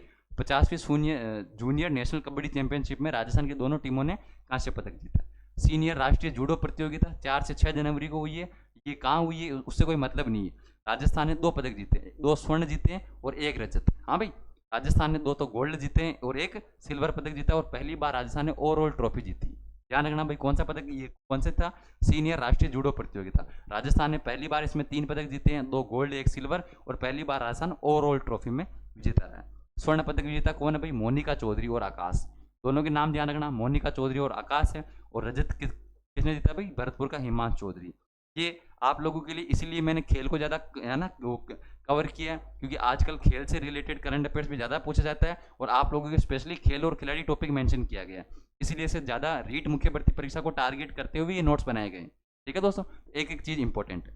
अगला देखो भाई, 43वीं senior national shooting ball championship, ध्यान रखना भाई, पूरी उड़ीसा के अंदर हुई है। पुरुष टीम ने कांस्य पदक जीता है। पुरुष टीम ने कौन सा पदक जीता है भाई? कांस्य पदक, और लगातार चौथे वर्ष भी मेडल जीता है। ठीक है, महिला टीम ने भी अच्छा प्रदर्शन किया और चौथा स्थान हासिल किया, और सर्वश्रेष्ठ महिला खिलाड़ी का जो खिताब है वो ज्योति राव को देकर सम्मानित किया। ठीक है भाई, ज्योति राव जो है, इसे सर्वश्रेष्ठ महिला खिलाड़ी का जो है वो पुरस्कार दिया गया।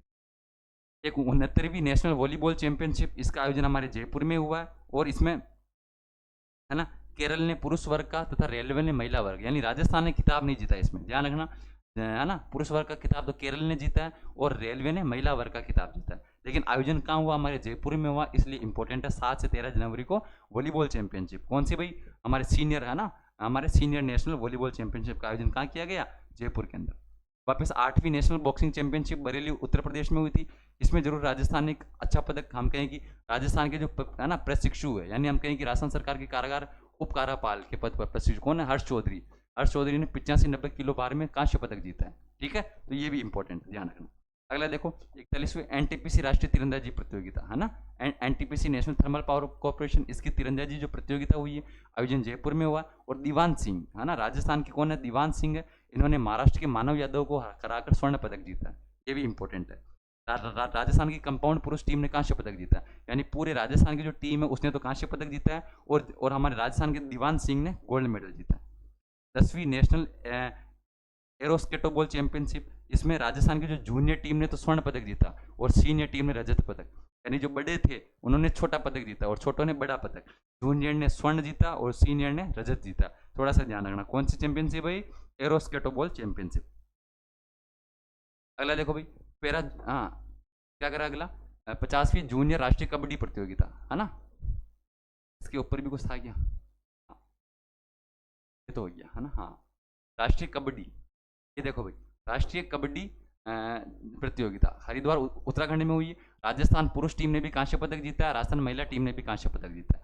इनका विशेष रूप से ध्यान रखना, कबड्डी में चाहे राजस्थान की पुरुष टीम हो चाहे महिला टीम हो, दोनों ने कांस्य पदक जीता। खो खो पहला वर्ल्ड कप, हम जानते हैं दोस्तों कि हमारे भारत में, हम कहें कि पहली बार ही, विश्व में पहली बार ही खो खो का वर्ल्ड कप किया गया, और वो भी हमारे कहाँ हुआ? भारत के अंदर हुआ। भारत में कहाँ भाई? हमारे, हम कहें कि नई दिल्ली में एक स्टेडियम बना हुआ, क्या नाम भाई स्टेडियम का? इंदिरा गांधी स्टेडियम जो है नई दिल्ली में, इसमें इसका आयोजन 13 से 19 जनवरी को किया गया। और इसमें इस खो खो विश्व कप में भाग लेने वाली राजस्थान की एकमात्र खिलाड़ी कौन थी भाई? निर्मला भाटी। इंपॉर्टेंट लगाना इसके आगे, क्योंकि ये जो हम कहें कि खो खो वर्ल्ड कप पहली बार ही हुआ है, पहली बार हमारे दिल्ली में हुआ है, और राजस्थान की केवल एकमात्र खिलाड़ी ने भाग लिया। कौन है भाई वो? निर्मला भाटी। कहाँ की है? नागौर की। बाकी एक दो छोटी मोटी चीजें हैं, इनको आप देख लेना। ठीक है, हमारे एक तो हम कहें कि राजस्थान ने पहली बार रजत पदक जीता है सब जूनियर नेशनल शूटिंग बॉल के अंदर, और हमारे मोनिका बिश्नोई जो है, इन्होंने डिस्कस थ्रो में नया राष्ट्रीय रिकॉर्ड बनाया, स्वर्ण पदक जीता। ध्यान रखना, स्कूल जो एथलेटिक चैंपियनशिप हुई थी, इन्होंने, है ना, ये जो है ना, हम कहें कि डिस्कस थ्रो, इनका खेल का नाम क्या था भाई? डिस्कस थ्रो में इन्होंने राष्ट्रीय रिकॉर्ड बनाकर स्वर्ण पदक जीता। अब हम देखते हैं प्रमुख नियुक्तियां। नियुक्तियों में ध्यान रखना, विक्रम सिंह राठौड़, विक्रम सिंह राठौड़ को घुमंतु जो ब्रांड अम्बेसडर नियुक्त किया गया। ध्यान रखना, राजस्थान सरकार ने घुमंतु परिवारों में मुहिम चलाने के लिए बाड़मेर जिले के तारातरा निवासी को क्या करा भाई? है ना, इसका घुमंतु, जो हम कहें कि घुमंतु ब्रांड अम्बेसडर किसको नियुक्त किया भाई? विक्रम सिंह राठौड़ को। बाकी जानकारी आप लोग पढ़ते रहना ना, मैं थोड़ा सा इंपॉर्टेंट क्या है वो आप लोगों को बता देता हूँ। Rajesh Nirwan, bureau of civil association security, हम कहें कि BCS के महानिदेशक नियुक्त किए गए। कौन है भाई? राजेश निर्वाण।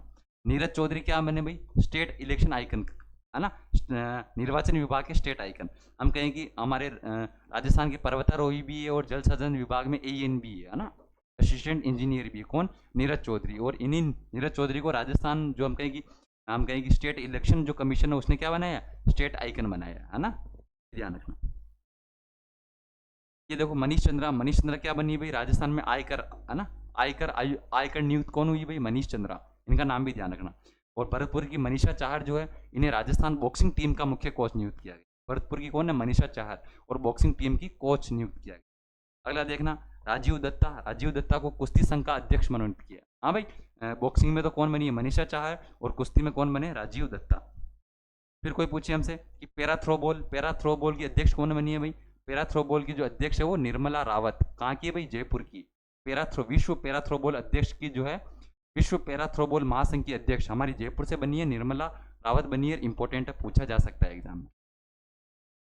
अब ये कुछ तथ्य, ऐसे छोटे छोटे जो तथ्य है जो कि वहां शामिल नहीं किए गए, उनको यहाँ नीचे कर दिए गए। ठीक है भाई, आप लोगों को एक भी चीज जो दोस्तों इन नोट्स के अलावा नहीं पढ़नी है। इन नोट्स में आप लोगों को पूरा जनवरी जो है वो कंप्लीट मिल जाएगा। पीडीएफ निकलवानी है, वीडियो के साथ पीडीएफ आपको साथ में रखनी है।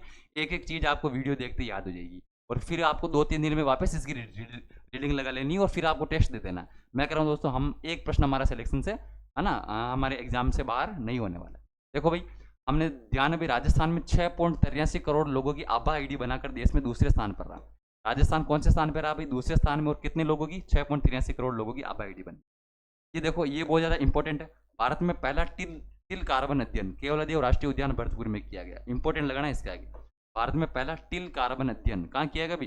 केवलादेव राष्ट्रीय उद्यान भरतपुर के अंदर। अगला देखो, एशिया का सबसे बड़ा रेलवे ट्रेनिंग मॉडल प्रशिक्षण केंद्र कहाँ स्थापना की गई भाई? उदयपुर के अंदर।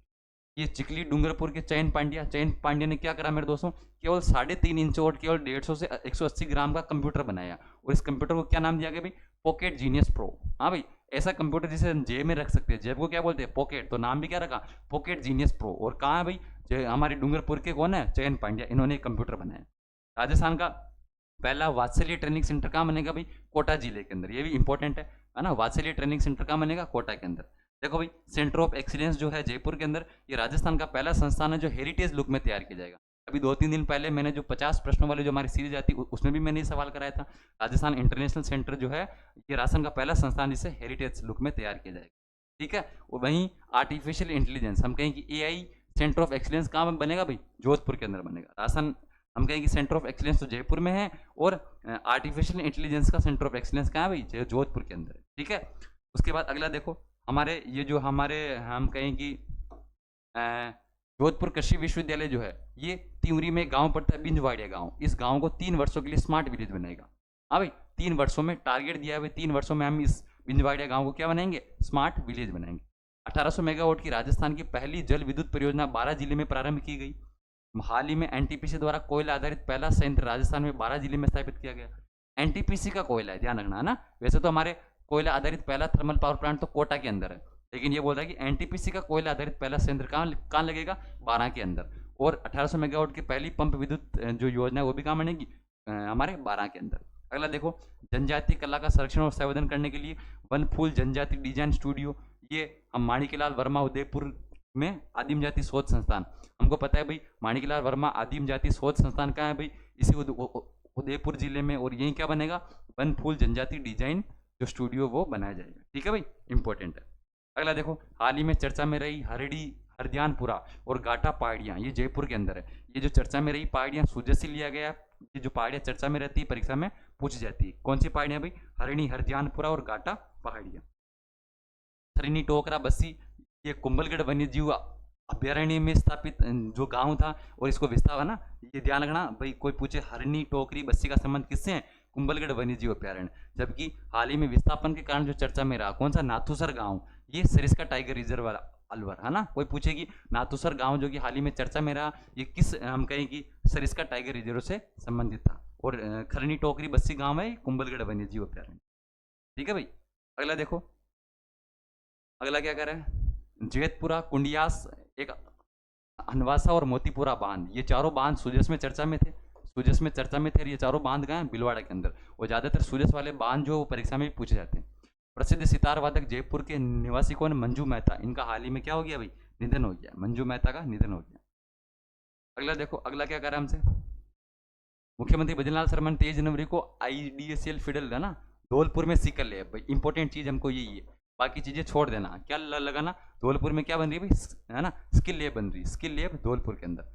अगला देखो, 2023-24 में देश भर में हम कहेंगे exemplary performance in mineral block में राजस्थान, हमारे राजस्थान ने दोस्तों 103 मिनरल ब्लॉकों की है ना नीलामी करके देश में प्रथम स्थान पर है। ये भी ध्यान रखना।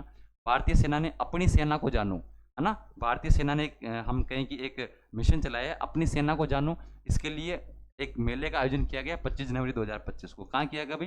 केंद्रीय विद्यालय अलवर में। कहाँ किया है भाई? केंद्रीय विद्यालय अलवर, मोस्ट इंपोर्टेंट लगाना इसके भी आगे, अपनी सेना को जानो, वन नेशन वन इलेक्शन की संयुक्त संसदीय समिति, जो हम जानते हैं कि हम है ना, राजनाथ सिंह की अध्यक्षता में समिति का गठन हुआ था, और इसी में एक संयुक्त संसदीय समिति जो बनी जेपीसी, इसके अध्यक्ष बने राजस्थान से प्रेम प्रकाश चौधरी, जिनका शॉर्ट नाम मिलता है पीपी चौधरी, और इनको अभी संसद रत्न अवार्ड से भी सम्मानित किया गया। कौन है भाई? प्रेम प्रकाश चौधरी या फिर पीपी चौधरी। आप लोग तो पीपी चौधरी भी याद रख लो तो भी ध्यान रहेगा, है ना। संयुक्तीय संसदीय समिति का अध्यक्ष कौन बने भाई? पीपी चौधरी। जयपुर के पतंग महोत्सव का उत्सव, ये आप लोगों को ध्यान रखना ही, पतंग महोत्सव कहाँ मनाते हैं भाई? जयपुर में मनाते हैं। और ताकि ये जो जयपुर में जब पतंग उड़ाए तो जो ऊपर जो हमारे जो पशु पक्षी जो उड़ रहे हैं इनको नुकसान नहीं हो, इसलिए ऑपरेशन फ्रीज का ये अभियान हमारे जयपुर जिला प्रशासन और पशुपालन विभाग ने मिलकर चलाया। ठीक है भाई। एक चीज है, एक चीज और क्या ध्यान रखनी, देखो विधानसभा अध्यक्ष जो है वासुदेव देवनानी, इन्होंने कोटड़ा अजमेर में जो विवेकानंद जो पार्क था उसमें स्वामी विवेकानंद की 13 फीट ऊंची प्रतिमा का अनावरण भी किया है, ये भी ध्यान रखना। राष्ट्रीय युवा खेलों की मेजबानी राजस्थान को देने के लिए 2026 में खेलो इंडिया गेम्स, यानी हम कहेंगे खेलो इंडिया गेम्स का जो हम कहेंगे इसकी मेजबानी 2026 में कहाँ होगी? हमारे राजस्थान में मेजबानी करने के लिए मुख्यमंत्री भजनलाल शर्मा ने प्रस्ताव रखा है। ठीक है भाई। राज्य सरकार द्वारा पंचायत समिति और जिला परिषदों के पुनर्गठन के लिए बनाई कैबिनेट समिति का जो हम कहेंगे पंचायती राज जो मंत्री मदन दिलावर, है ना, इसको क्या बनाया गया? पंचायत समिति और जिला परिषदों के पुनर्गठन समिति का हम कहेंगे संयोजक बनाया मदन दिलावर को। हमारे शिक्षा मंत्री भी है अभी वर्तमान में, और स्काउट गाइड के अध्यक्ष भी कौन है? मदन दिलावर। राज्य सरकार ने राज्य में 25,000 नए नंदघर स्थापित करने के लिए वेदांता समूह, ये जो हमारी हिंदुस्तान जिंक लिमिटेड है, इसी कंपनी के ओनर कौन है? वास्तव में वेदांता समूह है, और इसने 25,000 क्या बनाएंगे? नंदघर बनाएंगे। ठीक है। विक्रम साराभाई स्पेस एग्जीबिशन का आयोजन है वो इसरो द्वारा कहाँ किया गया भाई? रामगंज मंडी कोटा, ये भी इंपॉर्टेंट, रामगंज मंडी कोटा। अगला देखो, अगला और क्या करें? जोधपुर की धरती माथुर, है ना, हम कहें कि under 15 women's team of the tournament के लिए 15 सदस्यीय टीम में चुनी गई। ध्यान रखना, इनका नाम जोधपुर की धरती माथुर। राजस्थान के केवलादेव राष्ट्रीय उद्यान में एक दुर्लभ और अनोखा मांसाहारी पौधा यूट्रिकुलेरिया, ये मैंने आप लोगों को है ना हमारे जो 50 प्रश्नों की सीरीज में भी कराया कि भाई मांसाहारी पौधा यूट्रिकुलेरिया कहाँ पाया गया? तो कि केवलादेव में, और पहला टील कार्बन अध्ययन भी कहाँ किया गया? केवलादेव के अंदर किया। ठीक है भाई। वैसे तो ये आमतौर पर मेघालय और दार्जिलिंग में पाया जाता है, लेकिन हमारे राजस्थान में भी पाया गया। ठीक है। सूफी संत ख्वाजा मोइनुद्दीन चिश्ती का 8वां 13वां उर्स मनाया गया, ये भी ध्यान रखना। 85वां अखिल भारतीय पीठासीन अधिकारी का जो सम्मेलन है ये 20-21 जनवरी कहाँ हुआ भाई? पटना बिहार के अंदर हुआ, और इसमें राजस्थान के प्रतिनिधित्व के रूप में विधानसभा अध्यक्ष, क्योंकि ये सम्मेलन ही किसका था? हम कहेंगे पीठासीन अधिकारियों का सम्मेलन था, तो भाग भी कौन लेंगे? पीठासीन अधिकारी भाग लेंगे, और वो कौन थे? वासुदेव देवनानी। एक देखो भाई, हाँ, ये आप लोग देख लेना, इतना कोई बड़ा विशेष नहीं है। हाँ, काम की चीज़ क्या है? काम की चीज़ ये देखो, राजस्थान राज्य विधिक सेवा प्राधिकरण रालसा 6 से 18 वर्ष के विशेष योग्यजन बच्चों के लिए 2,500 रुपये प्रतिमाह की पेंशन, है ना, स्कॉलरशिप देने की शुरुआत करी। कितने? 6 से 18 साल तक के जो बच्चे हैं उनको 2,500 रुपये प्रतिमाह स्कॉलरशिप देने की शुरुआत करी। राष्ट्रीय फ्लोरोसिस रोकथाम और नियंत्रण कार्यक्रम राजस्थान के 30 जिलों में संचालित है। कितने भाई? 30 जिलों में। ये पूछा जा सकता है, 1 लाइनर फैक्ट है ये, ज़्यादा इनको अपने विशेष लोड लेके नहीं पढ़ना है। ठीक है। 11वें इंडिया इंडस्ट्रियल फेयर का आयोजन जो है 10 से 13 जनवरी को उदयपुर में किया गया, ये भी ध्यान रखना।